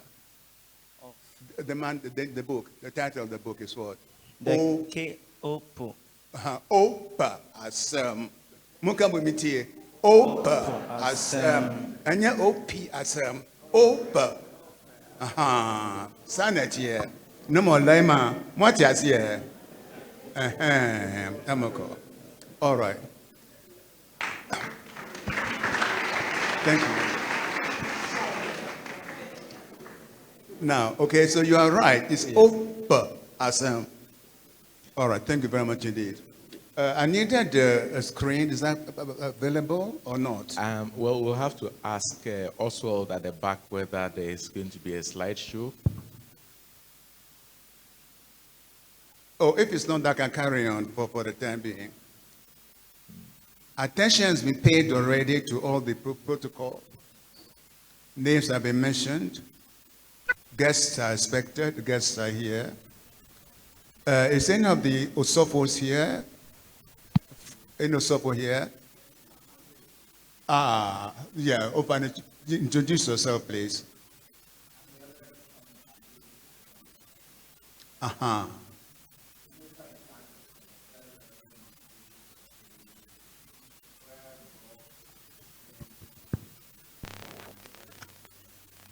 Thank you very much, indeed. Yeah. Thank you very much, indeed. I also want to take opportunity to thank the panelists, including Wally, of course. Names have been mentioned. Is he still here? Honorable Akmaul Swajiman. Pajoha and Wakopie. Honorable and the other? All right. It's a shame. I wish I could have the screen, you know. I really do. Man, possible. All right, so on the screen, I was going to mention the usual things like the protocol, then the acknowledgements, including, of course, the WC group, and then our colleagues who are here, the Genfi, other members of the Academy, President, and the guests, the special guests are here. And they are, I can see members of the Academy are here, and so many other people are here. So please, let me skip that and go to the next phase of what I wanted to say. I was going to refer to the time span from 1958, was it? When this book was first published, and then how it happened. And there's one word, which was one sentence, which was being used at that time, Mikakatoma, enlarge the ring. How do you say that in the account, Yao? Mikakatoma, Mukan saying, enlarge the ring. I want to head in a tree, please. Give me a microphone, please. Microphone, yeah. Mukan is saying, by Kawanumu. Hey, is he right? Oh, the ring is Kawa. Yes. Prof, but I need your help here. enlarge the ring. What we are being told now, that here is a gentleman or a writer who uses storytelling to write about scientific things. It's not new. This is our culture. It says, oh, can I need to have access to be able to control this myself, please. Is that possible? I need to control myself, please. Can I control this thing myself? Sorry? You can't lock her. I can move. So what do you want me to do? In my face, no. I don't want to come back to the audience. Okay, my baby, no. I want to see the slide also. Excuse us, please. It will be worth your time. You'll find in a moment.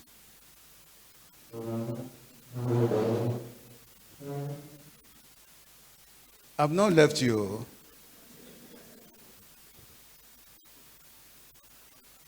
Yeah. Let me control. Let me get control. Next slide. All right.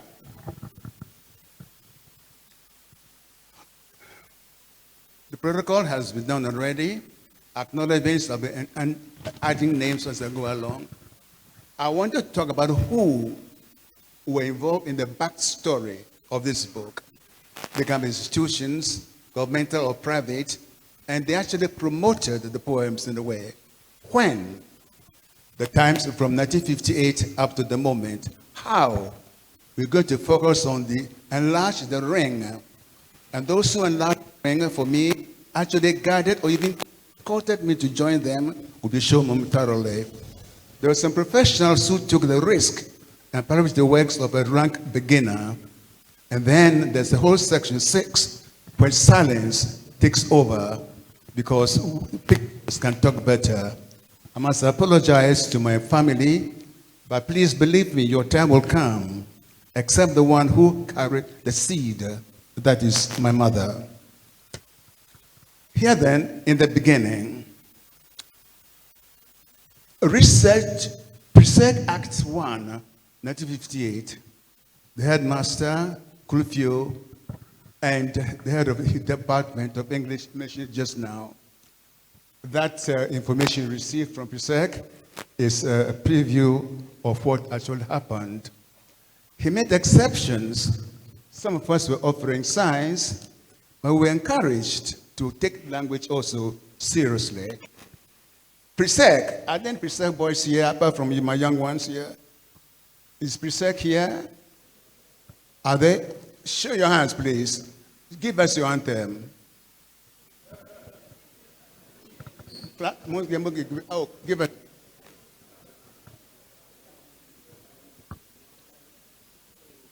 Happy are we, studious are we, students of Presbyterian Secondary School. We bow down to happy victory, to victory, to victory. Our motto is a solid bulk plodding us along. Illuminate, with the beams lumen, in thy light, we shall see light. Illuminate, with the beams lumen, for Christian training and solid. To in the future, 3 in church, we get foundation, take our places in the future of our, oh come along, happy studios are we. Close, clap for them please. You've already heard about the Odadia from Professor Jiri and so on. So now, Presec Act 2, Case Odadi again. And now enters a lady, Charlotte Achampong. She entered the scene. She was the head of English language in Presec. As this is what she did. She showed me the road to IAC and to the Ghana Education Service. Yes, that's PSEC Act 2. Then, those who enlarge in the ring, I think you know this gentleman. Who is he? Could you tell me, please? Professor Kofi Awono. Clap for him, please.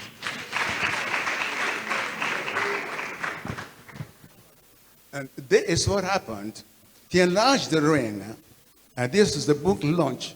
He came himself to participate in the book launch. That day, take your, relax, I shall be there. And he came. At that time, he was the president of the National Council of the Elders. But she had the time to come for this book launch. Clap for the man. Then, this gentleman you all know very well. Yeah, you needed to say. Exactly. This is what he did. Introduced me to the powers that be. Introduced me to Wilhelmina Longdon. He was then the director or the radio producer of Radio Doctor, and his helper, John Hammond. This is what he did. And then, Mrs. London, the producer, this was produced. That was the product, the direct product of what we did together. I was writing the script for the radio. And take this from me, not from me, from the elders. And now it's called secular economy. It's as ancient as the hills. You make the product of what you do become the raw material for the next cycle. So here I was producing radio scripts for the Radio Doctor. And it was meant to be just by words. There were no studio extras. That was the discipline they had to obey to make it happen. And then that raw material, that product became the raw material for this book. There are others who helped. The first edition was by this particular group. The second is from, he'll be here. You are OPK or OPK. Aha. You'll be involved in a moment, yes. And then Gabriel Ishan. Gabriel, are you here? That's from your group. Very well. That's from your group. Very, very well. Thank you very much indeed. Now, the Ghana Education Service, Step 10, you remember, was led to them by Mrs. Achampong. And this is what happened. They adopted this book and put a seal on it. That's the seal you can see there, the flag of our nation. Now, it cannot stand alone. There were some collaborators, like Professor Gordon Adika, and of course, Professor Charles Amo from Winneba College of University of Education. So collaborators were necessary to get the thing going. All right. Now then, those who enlarged the ring are here. Maoli, Lachima, Chitramakwara. Maoli. Is Maoli Aji there? Maoli Alia. She had gone? Oh, she stepped out. Okay. And then this is what they did.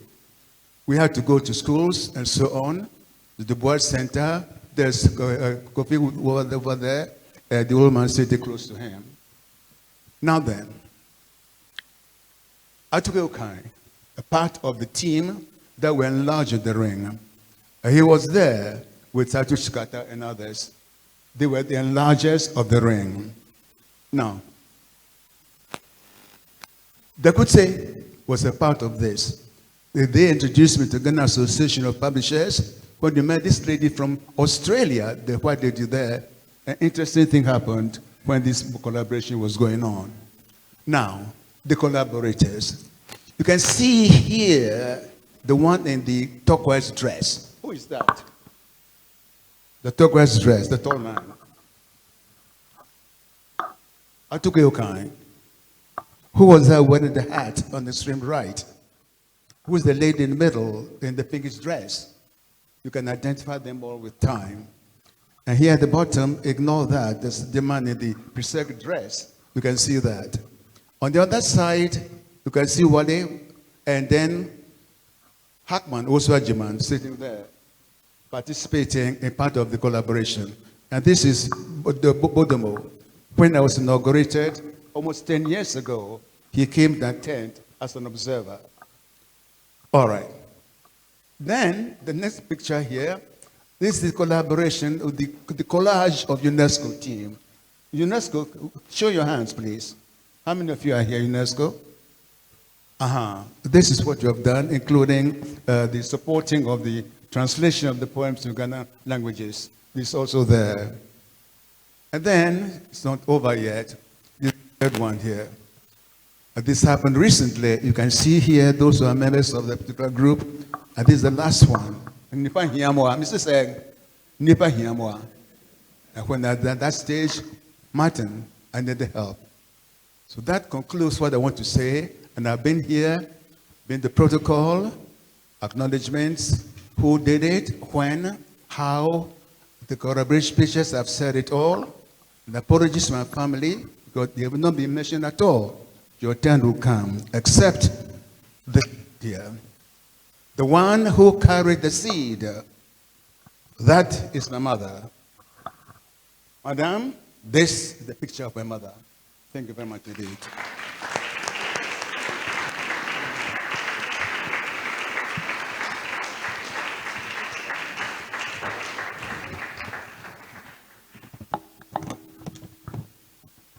I'm done. Well, Prof, thank you very much.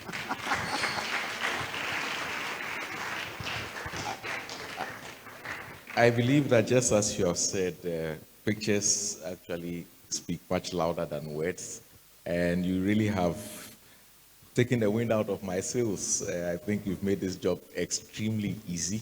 And so what we'd like to do is jump straight ahead to a Q&A session. If someone is able to help me with the microphones, I think that is scheduled, and so we can ask Professor Lade Wosornu any questions that we feel are topical. Are you ready for the questions now, Prof? Yes, please. Okay, so we are talking about Dr. Asem, and not so. Dr. Asem. and everything else. It's not all the time that people get access to you, so maybe we should expand the ring to include other questions as well. Are there any questions that? Yes, please. Okay.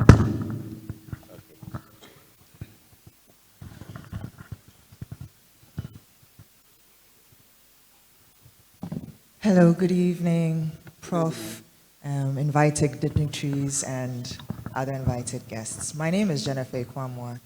Hello. Hello, madam. Congratulations on the second edition of your book.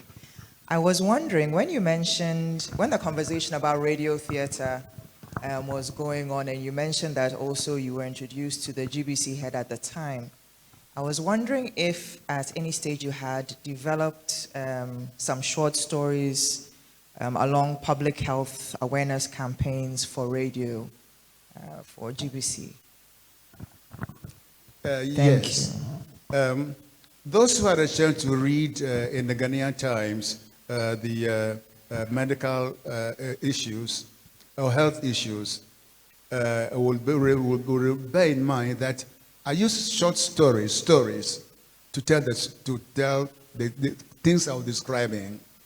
For example, if we're talking about high blood pressure, I'll use the story of somebody suffering from that condition and to make it easier for my readers to understand. But I didn't go out of my way to create them into that kind of mode until now that it appears as though they could be of put some value. So, talking about secular economy, aren't we? All right. This end product of called the book now and become the raw material for something else. Thank you very much. Yeah. Good evening, Prof. My name is Nico Metego. I'm a young writer myself, and I would like to know what was the inspiration behind this book? What inspired you to write it? Is it just about educating us about what it means to be a doctor and the pros and cons within it, or it goes beyond that? Thank you. Oh, Martin, I'm in trouble. Oh. Whenever I get asked this question, what inspires this, what inspires that, I become totally helpless. Because I know that all that I've written were donated, given. I didn't have to struggle for anything. The best example that I can give was the one about the desert rivers and how we were at this particular function. It was Homo War of all things. And then I was at high noon, and then people were getting together to put away some effective lubricants. And I lost a little bit of thought, and Vivian said, "Oh, you want to write something? Hold, just give a minute, I'll bring the book." Oh, that is how the reverse was written. Totally came from another space, and I just transcribed it. So to come to this particular content here, at that time, excuse me, I thought it was useful to give an occupation to my cousin who was a little bit physically handicapped. So I gave him a job as my driver. And I remember that very well, because by that time, I was accused of this and this and that other. But, well, I gave this man the job. He was so happy to get this job. So whenever I was going to the radio doctor station, and I would be sitting in the car, I'll be writing the script on the way to the studio. How that was at the time was engaged, fruitfully engaged, not cursing other drivers because they were holding the traffic up. And at the end of the day, he also got paid and also got this. Thank you. All right, thanks, Prof. Happy birthday to you again. 88 is a wonder. My name is Michael Antonio, and I want to find out how you were able to be a surgeon and still have time to write. Because I know most writers, you need to be away from the noise because of the inspiration that comes. I want to know how you're able to maneuver your way to get that done. And how you manage the family, because those three things are sometimes very, very daring, because you need to be in a quiet place, your family wants you, you need to go with your surgeon stuff and everything. How were you able to manage it? Because there are some students who are actually very skilled in writing, but they're not doing anything writing. Science students now, I remember last year, one of the schools to come for an event, and headmaster said that they are writing science exams, or they are studying for science and math quiz, so nothing in regards to the arts. I want to know how you did all of that. Thank you. Read. Presec. We were advised that he who would write must first read. And we are taught at that time that you take reading so seriously that even when you are describing or solving a geometric problem, you did it in an artistic manner. You wrote the thing in the center of the page, paragraph against paragraph. Right margin, left margin must be the same. We are taught that detailed attention to language. All right. But there must come a time when you have to set your priorities first.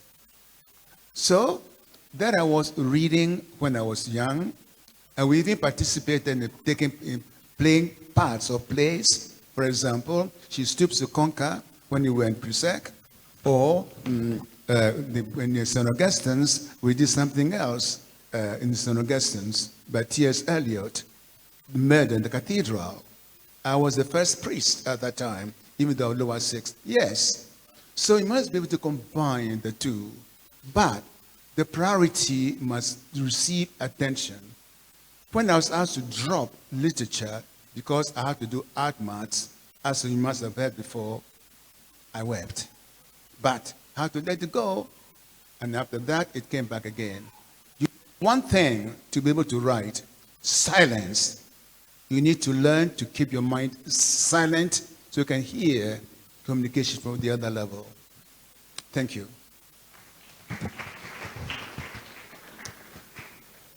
I think that we could just take one more question and then we'll have to wind up this session. Okay, probably we can take it. And no girls at all here. Let's some gender equality, please. Okay, so, well, this is actually the last one. So, or is there someone else you prefer? The girl is there. Give them a chance also. Okay, I think that.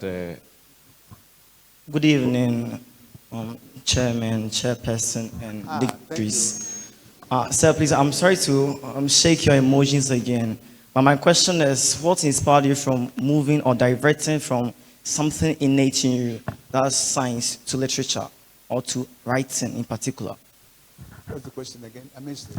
Please, what inspired you from diverting from something innate in you, from science to the art of writing? What inspired you from diverting from science to literature? You can't help it, actually. You cannot help it. I've spoken already about silence, how you must study to be silent, how you must study to pray, you must study to meditate, and do so at dawn. And my guru, Swami Krishnanand, he gave me a diary and said, that is up, keep this diary with you. When those come to you, jot them down. With this, one never knows. In other words, in the creative world, when these come from the other place, you have to write them down. Otherwise, they pursue you, make you mad. You have to write them down. These days, you use your cell phone, you can dictate it into it, the job is done. Then later, you go to the very, very necessary discipline procedure called getting the mentor. Kofi Awuno was my mentor. You say, Lade, Nofia Magbona, sit here, I'll be back. Go back and return after 3 months. You shall discard these things. So you need a mentor. And of course, you need people to expand the ring and help you in.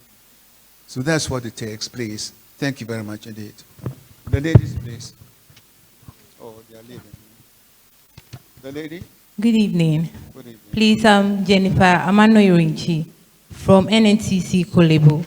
Sir, please, I would like to ask, during your career lifespan, did you experience any limitation that you really worked on to keep on going or keep on pushing in your career? I just want to know the limitation that you had during your career lifespan. Thank you. Can you answer that question? Can you answer that question, please? Your question again, madam, during my... I think what she was asking essentially has to do with whether you had challenges along your career and how you overcame them. Challenges? Most definitely, yes. Oh, yes, many challenges. Very many challenges. And this is probably not the place to disclose all of them. But the impact of the challenges was that we left Glasgow. We said goodbye when they wanted to give us the passport and citizenship of Britain for free. So we wanted to come to Ghana to serve our nation. We arrived, something happened. We went back and did our PhD equivalent, came back, but we had to grow wings. And then after that, I went to Zambia, from there to someplace else, and then back home again. Oh, yes. About challenges, all right. Thank you very much. Well, thank you too. I think that seeing you here at 88 shows us that you actually have overcome all these challenges successfully.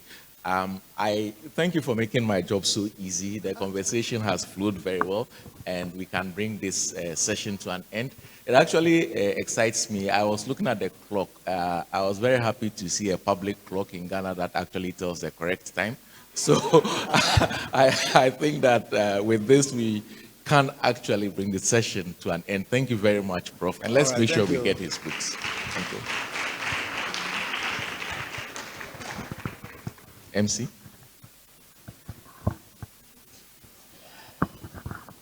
Thank you very much, Doc. Thank you very much, Prof, for this wonderful session. Yes. I think we are almost drawing the curtain down for this program. We have solidarity messages. I know people will say, this is going to be long and boring. But trust me, I know the kind of people who are coming there. They won't spend much time. They'll do this quickly and then we'll leave. So without further ado, I'll invite the acting director of the Creative Arts Agency in the person of Mr. Gideon Ayukwe. Can we put our hands together for him?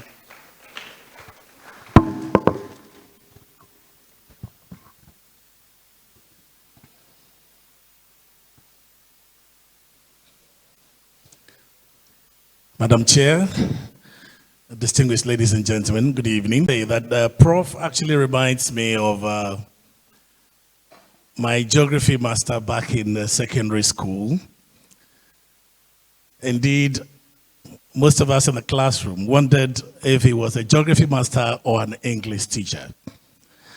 Because each time he came to teach us, he would be correcting the way we spoke. And he kept on. He wasted much time on that than the geography subject itself. And I quite remember that when we're going to have oral English examinations, we weren't ready for it. The classroom was apparently not been arranged. And then the examiners arrived. And one of the ladies asked us, would you please arrange the tables and chairs properly, in that phonetic manner? And then we started remarking, hey, now, bro, where they see a woo. And they see a fairly. Apparently, our geography master was lurking around there. And he says, woo, when I was asking you to be particular about the way your English is, you thought I was bothering you. There you are. Go and feel. Say, hey, Radi, was say, look. The gentleman out there does not have time for you. Go and face it. Ladies and gentlemen, I think we need to give Prof a round of applause.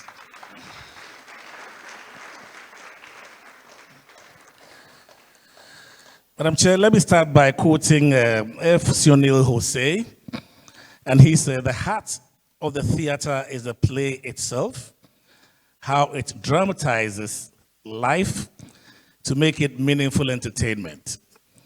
To achieve depth and universality, the playwright must subject himself to intense critique, to know human character and behavior, and to finally construct art from the most mundane of human experiences. Now, having said that, it is imperative, therefore, to always make it a critical responsibility to value the role of the creator of the play, and the playwright in this contest. As everything points in the theater ecosystem, as without them, there is no theater. As an agency of the Ministry of Tourism, Culture and Creative Arts, and the government of Ghana for that matter, we are the Creative Arts Agency dedicated to the development, support, and promotion of the Ghanaian creative arts space, are particularly aware of the core mandate to preserve and promote our indigenous cultural values, and is a critical responsibility of the art. Obviously, the playwright, not exempted, as he or she is a creative god and is able to create a world of fiction to tell a story. It is in this light that in commemorating the 2025 World Theatre Day, we are happy to be part of this all-important event, unveiling the Casebook of Dr. Asem. To celebrate one of Ghana's greatest legends, who has defied the myth to prove that the art is science and science is art. This emphasized in an ode to African poet Dear Wind by one of Ghana's young poets that I am Lade Wosornu, the gate between the arts and the sciences. As a complete Ghanaian writer, poet, essayist, playwright, whose works do not only serve leisure readers, but also serve as a material for academic work in our classrooms, we as a creative arts agency are happy to be associated with Professor Lade Wosornu. And by that, I wish to say Prof. Akpenao.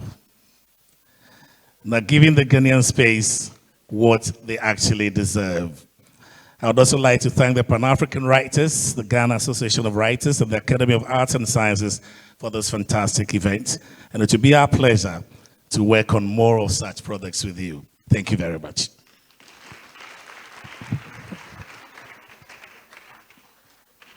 Thank you very much, sir. So I would mention in the order of the messages so that we take it one after the other without me coming to introduce them again. So we would have Mr. Kalampa giving us a solidarity message. Afterwards, we'll have Mr. Oponan Ponsa, the MD for Adjunsa, the publisher of Ope Asem, the Casebook of Ope Asem, Dr. Ope Asem, to also give a solidarity message.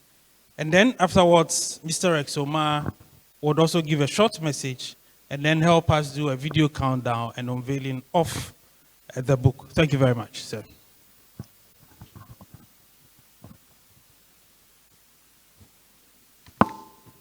Good evening.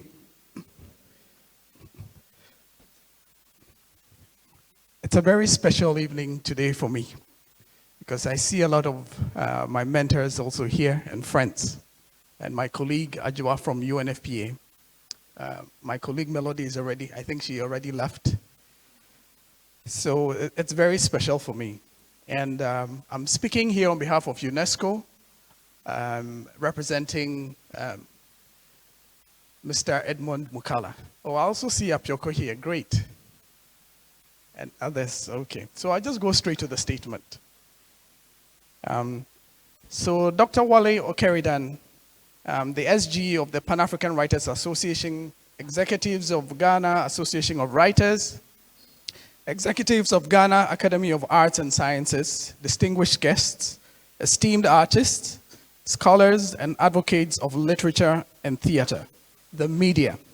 It is a profound honor to join you on behalf of UNESCO to celebrate the unveiling of the Casebook of Dr. I think I should mention it properly. Ope Asem. Okay. A compelling collection of short plays by Professor Lade Wosornu. This event, coinciding with World Theatre Day, and not only pays tribute to an exceptional literary figure, but also recognizes the transformative power of storytelling and literary writing in shaping societies, preserving cultural heritage, and fostering sustainable development.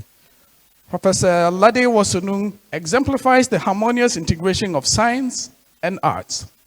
As a distinguished surgeon, poet, essayist, and educator, his career embodies the principles of STEAM, as my colleague already mentioned, science, technology, engineering, arts, and mathematics, demonstrating the innovative potential that emerges when diverse disciplines intersect.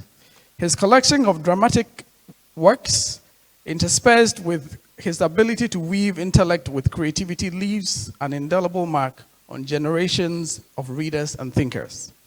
His literary works, much like his medical practice, delve into the complexities of human experience, ethics, and justice, bridging analytical rigor with profound emotional and philosophical insights. His rich poetry, including classics such as Desert Rivers, enriches both Ghanaian and global literature, offering reflections on identity, morality, and the human condition.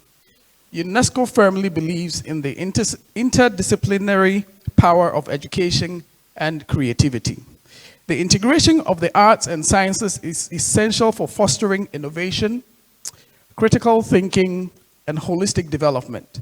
This vision aligns with UNESCO's commitment to STEAM education, recognizing the groundbreaking solutions and cultural advancements arise when diverse disciplines converge. Professor Wosornu's legacy exemplifies the vision where the precision of science meets the boundless imagination of the arts to create knowledge that is both functional and inspirational.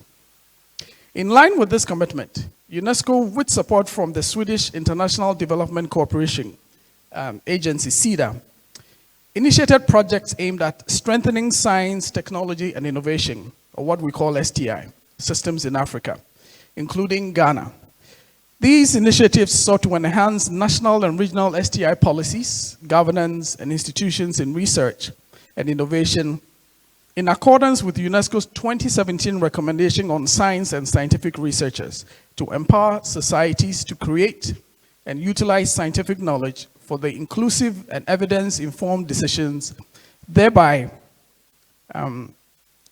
contributing to the achievement of Sustainable Development Goals and the African Union Agenda 2063. In Ghana and across Africa, UNESCO has supported initiatives that strengthen the creative economy, arts, education, and theater infrastructure. We continue to collaborate with governments, cultural institutions, and artists to ensure that literature, theater, and the broader creative industries receive the investment and recognition they deserve.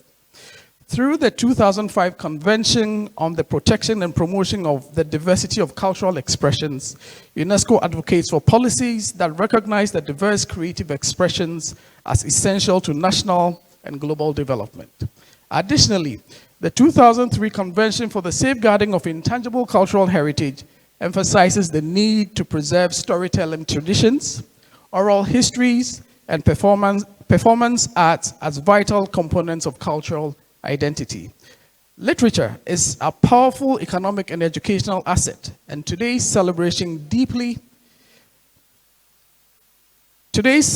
underscores the urgent need to integrate it more deeply into national development strategies. As we unveil the Casebook of Dr.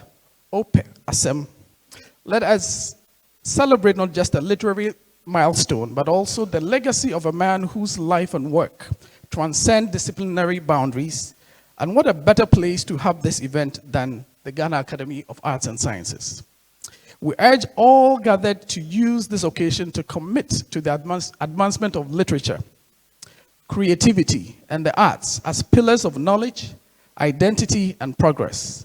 Let us challenge ourselves to explore the complex social, legal, and ethical dilemmas through the literary arts. May the work inspire generations of playwrights, thinkers, and visionaries who, like Professor Wosornu, believe in the boundless and holistic possibilities that lie at the intersection of science and the humanities. Congratulations to Professor Lade Wosornu on this extraordinary achievement. Long live Ghanaian literature. Long live the performing arts. Thank you for your kind attention.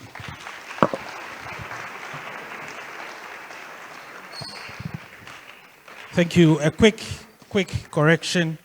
I think before Mr. Opoan Ponsa comes, we would have the acting executive director for the National Commission on Culture, Mr. Wakefield, to give us a short message. Can we put our hands together for him? After Mr. Rex Omer's speech, we would all be upstanding, and all our dignitaries that give solidarity message will come and lead us so that we'll have a video countdown, and then we'll unveil the book. Thank you very much. Thank you very much, sir. And Melody is not here. Adwa, where are you? And Linda, many years ago, radio theater was a very popular event, and many listened to it. It inspired many people. But many years after, before this TV program, Things We Do for Love, was on TV, we made sure it was on radio. So Ghanaian radio has actually been a little active, but it's just that we have missed it. But like Prof said, he who wants to write must first read. And so, Prof, before we got into the session with you, some of us were watching your interview with the young lady, very inspiring and exciting interview, where you said in your time, Those were the days you were proud to be a Ghanaian. Prof, I dare say, we are also proud to be Ghanaians even today, against all odds. You know, it's true. The prophet Chinua Achebe said, the world is no longer at ease. And it's true, the world is no longer at ease. However, if we follow Francis Salome, we will travel the narrow path. And then we will realize that the path is going to meander in a way of logoligi logarithm of Atukwe Ifio, Atukwe Okai. And through that, we'll end up in the Midnight Hotel of Oshofishan, Femi Oshofishan, and then we'll deliver the beautiful ones who are not yet born. Prof, from the National Commission on Culture, we want to say congratulations. Indeed, at a time where reading, and for that matter, publishing, is becoming a challenge, you are still giving us hope that there is no age barrier to creating. The National Commission on Culture is where culture is held in highest esteem, and make sure it's the true identity of the Ghanaian is displayed first to the Ghanaian and then to the larger world. We celebrate you not only on the occasion of your 88th birthday, but on the occasion of the fact that you are willing to go further. We are urging you that this is the book we have seen today, the case study of Asem. We want to see what happened after the Asem. So we are encouraging you to write another one so that we will all assemble here and then celebrate you. For those who have come in to support us, we also thank you. And we are asking that today being International Theatre Day, it's a day of reflection, what the theatre holds for us.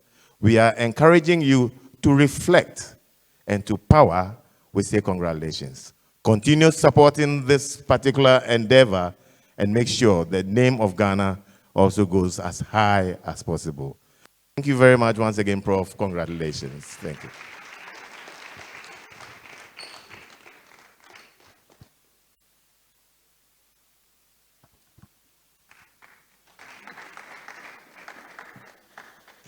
Thank you very much.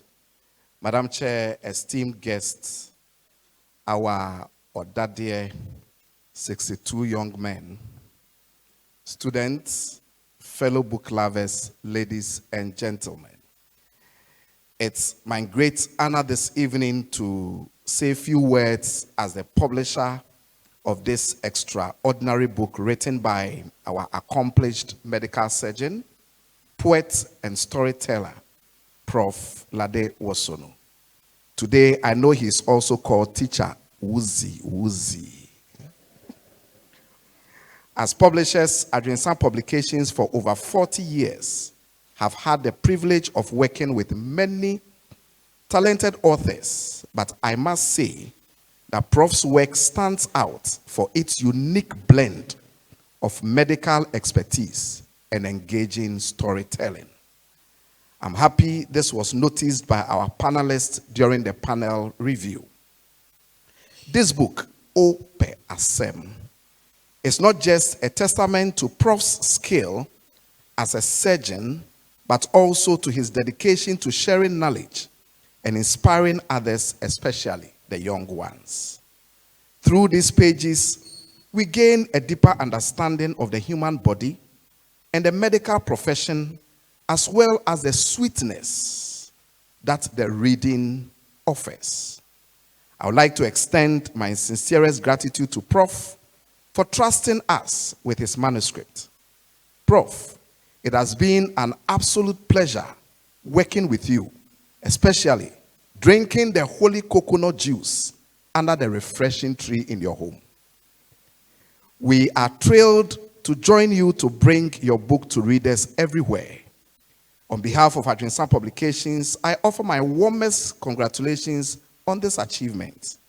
May your book inspire, educate, and touch the hearts of all who read it. In conclusion, we have made copies of the books available at the Secretariat outside. Please join me not to keep this book closed after here, but widely opened and read over and over again. I am of the view that it would be good if agencies that are represented here could make copies of this book available for our children and students, probably all over Ghana. This, I believe, will be a great honor to our distinguished father and author, Prof. Lade Wosornu. This work must live on from generations to generation. Thank you all for your attention.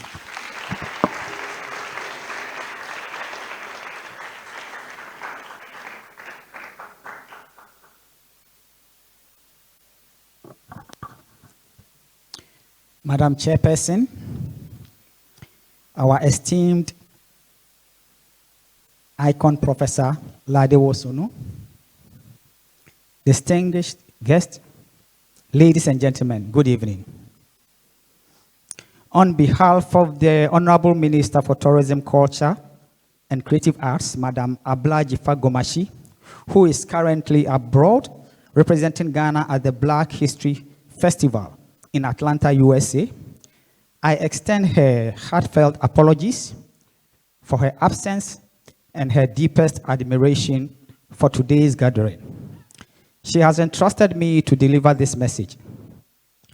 Our stories, like our finest cocoa and best when brewed at home, rich, bold, and unmistakably Ghanaian.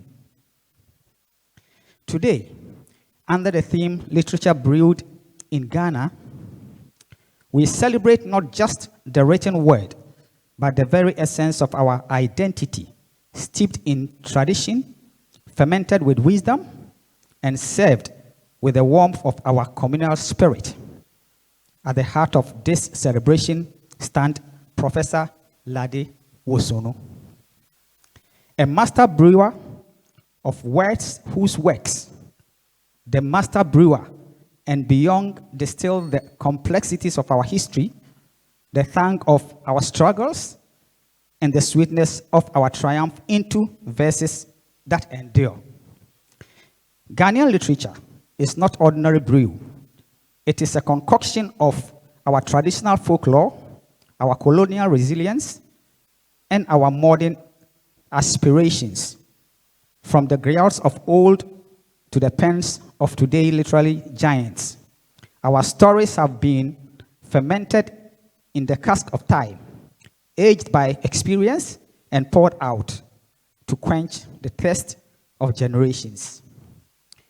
Professor Wosornu's poetry, like a finely crafted pito or akpeteshi, carries the distinct flavor of our land, unapologetically potent and deeply nourished to the soul. As a ministry, we recognize the preservation of this literary heritage demands more than applause. It requires active stewardship. We commit to fostering spaces where young writers can apprentice under masters like Professor Wosornu, where libraries and festival become the calabashes that hold our collective memory, and where Ghanaian stories are not just told, but savored worldwide. To our honoree, thank you for being a vanguard of this craft. Your life's work reminds us that literally, our literature, like the finest brew, is meant to be shared, to spark dialogue, to heal divisions, and to intoxicate the mind with possibilities. In closing, let us all rise a toast, not just with cups, but with actions, to protect, promote, and perpetuate the stories that defines us.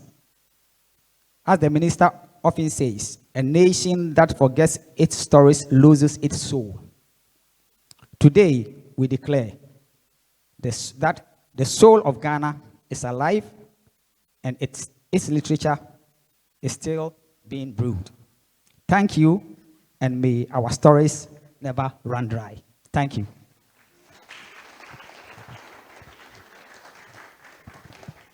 So at this point, we'll all be upstanding, and we'll join in the countdown. And then, yes, at the final count, we'll all, shout, to unveil the Casebook of Dr. Asem. So if the technical team is ready, we are ready for you. 5, 4, 3, 2, 1. Ladies and gentlemen, we unveil the Casebook of Dr. Asem. So if you need copies, we can take our seats. Thank you very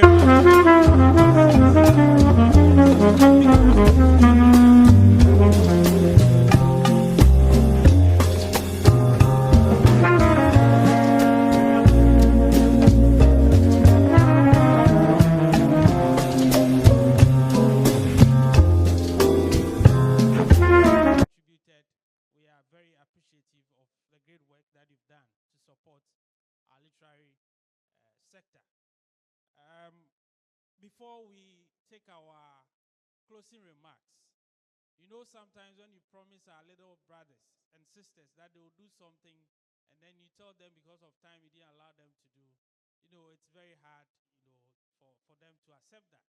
So we'll take a short performance. But before that, I would also want to acknowledge a few sponsors. We have AC Special Popcorn. Are you around? Thank you for supporting this program. And then we also have, is it Inam's Passion Drinks. So these, can we put our hands together for them? Yes. Yes, so they give some support in their own way to push this program. Yeah, so we'll invite Master Blessing Samuel Jima to give us a very short performance. Poetry performance on the radar of the treasure trove by Lade Wosornu. So let's put our hands together for him. Good evening to you all, gentlemen and ladies. I go by the name Blessing Samuel Jima, and today I have the singular honor of presenting Radar of Treasure Trove by Professor Lade Wosornu. What can be worthy of your life? What's dearer than the gems of your dreams? The reason you are here. Always strive to fly flags of joy and sail upstream, powered by the breeze of love. Your compassion, charted in the ink of compassion, and fling roses wherever you pause. Heaven on earth, your destination. Of things which will blot out that brief, or breach your souls with arrows unseen. No, rob you of your life. Rage is chief. Rage drags rags after you. Of charity, laughter, sweetness, and light, rage is thief. Enemy of equanimity. Rage sets sail, can ruin lag far behind. And then, I'll fling roses wherever I birth. My destination is heaven on earth. Thank you very much. Thank you very much for that wonderful performance. So, at this juncture, we'll take our closing remarks from the chairperson. So, Madam, yeah, can we put our hands together for?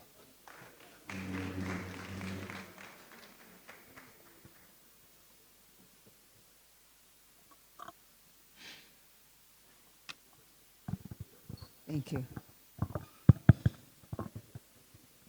What can I say to such a phenomenal evening? And a round of applause to celebrate this icon. So today is International Theatre Day, 25th March 2025. Unveiling Dr. Asem. This has been quite a phenomenon. There's been no barriers. I mean, what I've taken out of this meeting is that there has to be no barriers between creativity and science. And that humanizing medicine will actually provide for us better listening doctors.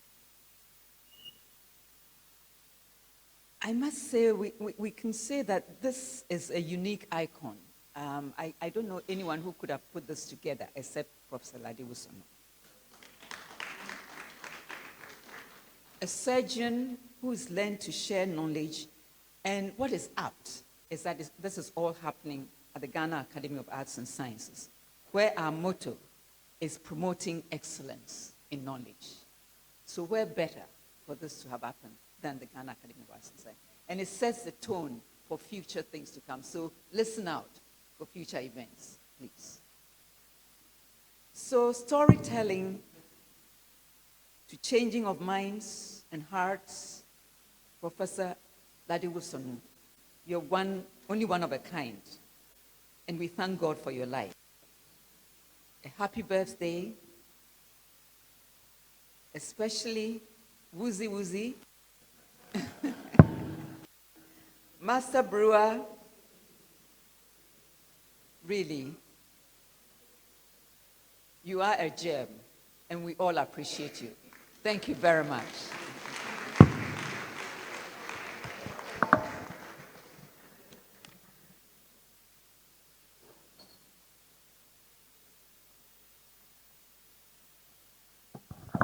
Thank you very much, ma'am. I would want us to give a big round of applause to ourselves. I mean, we've done so well. Yes, it's been very, very nice being your MC this evening. At this point, I would want to give the order of photography. Once we are done, we would have all the dignitaries come forward and take photo with Prof and Madam Chairperson. Afterwards, we would have the old students of PRESEC also have their turn. And then we'll have the fellows also take a picture with Prof. And then we'll have the students, Accra girls first, ladies first, okay? And then we'll have the PRESEC also follow. You okay with that, right? Thank you. So, I'm also told that we'll have refreshment at the quadrangle. So once we are done from here, we'll all move to the quadrangle for refreshment.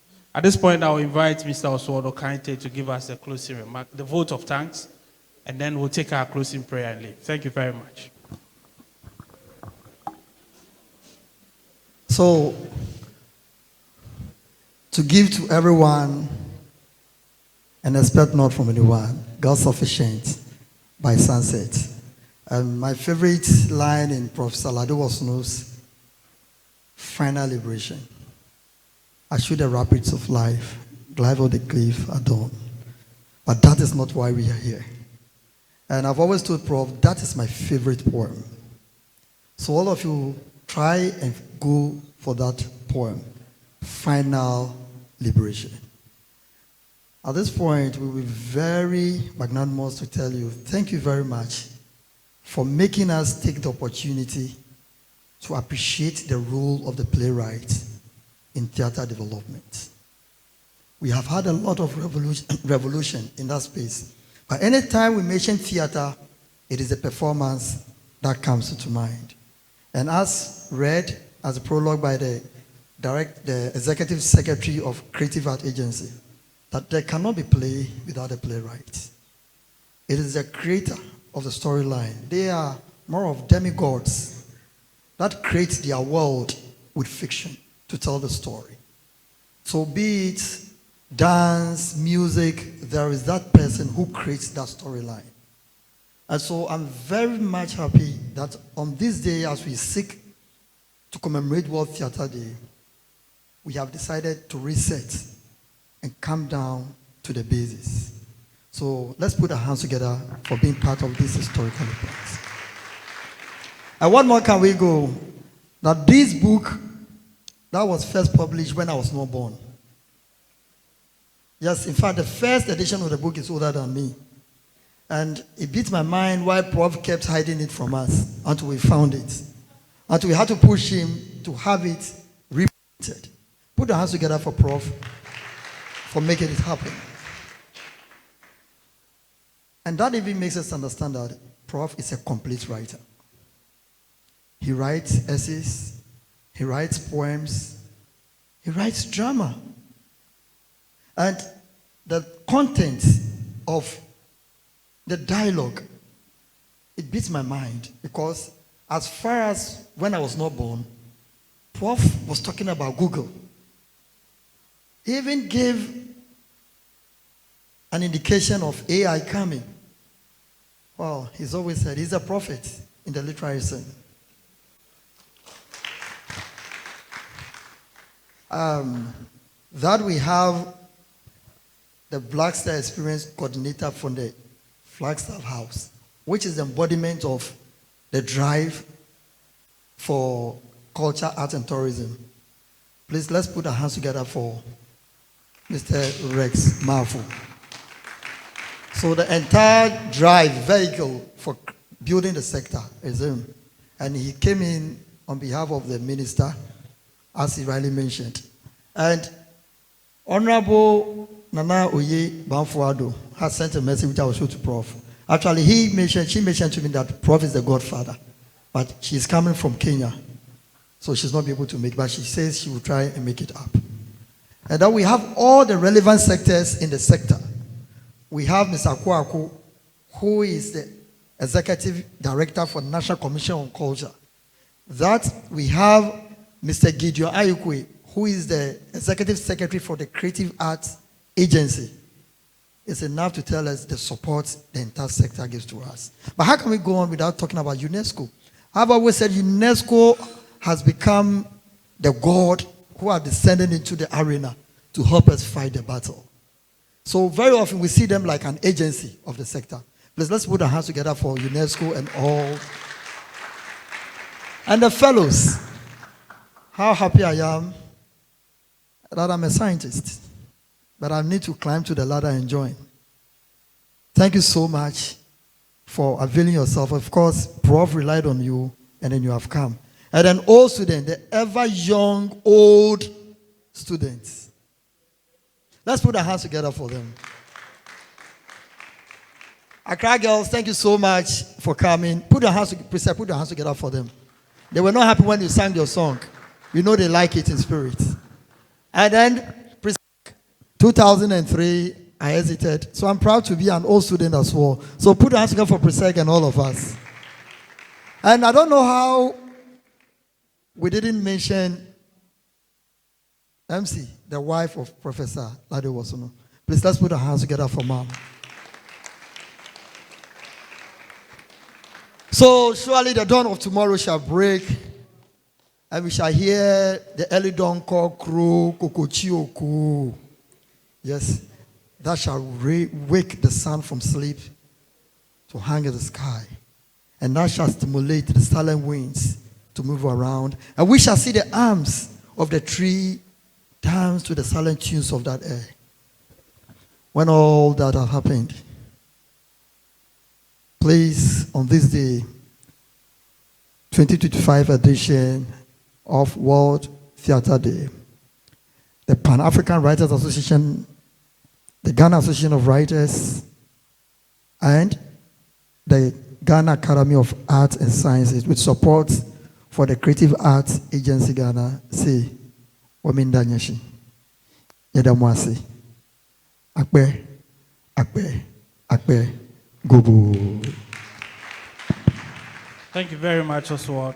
We'll take a short prayer from our brother Nioku. It's gone. Okay, so I don't know who helps us with. Let's bow down heads for a short prayer. Heavenly Father, we thank you for taking us through this very successful event. As we are about to head home, we pray that you carry us safely on your wings of eagle. Let us reach home safely, and then let us continue to work harder to push our sector forward. This and many other things we ask through your Son, Jesus Christ. Let's all say amen. Thank you very much. My name is Joseph Jemfi, and it was a pleasure to be your MC today.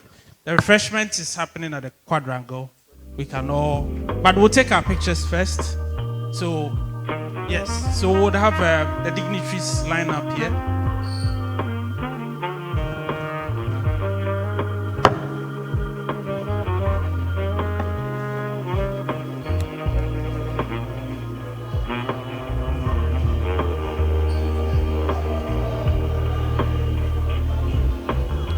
Yes, so in the order.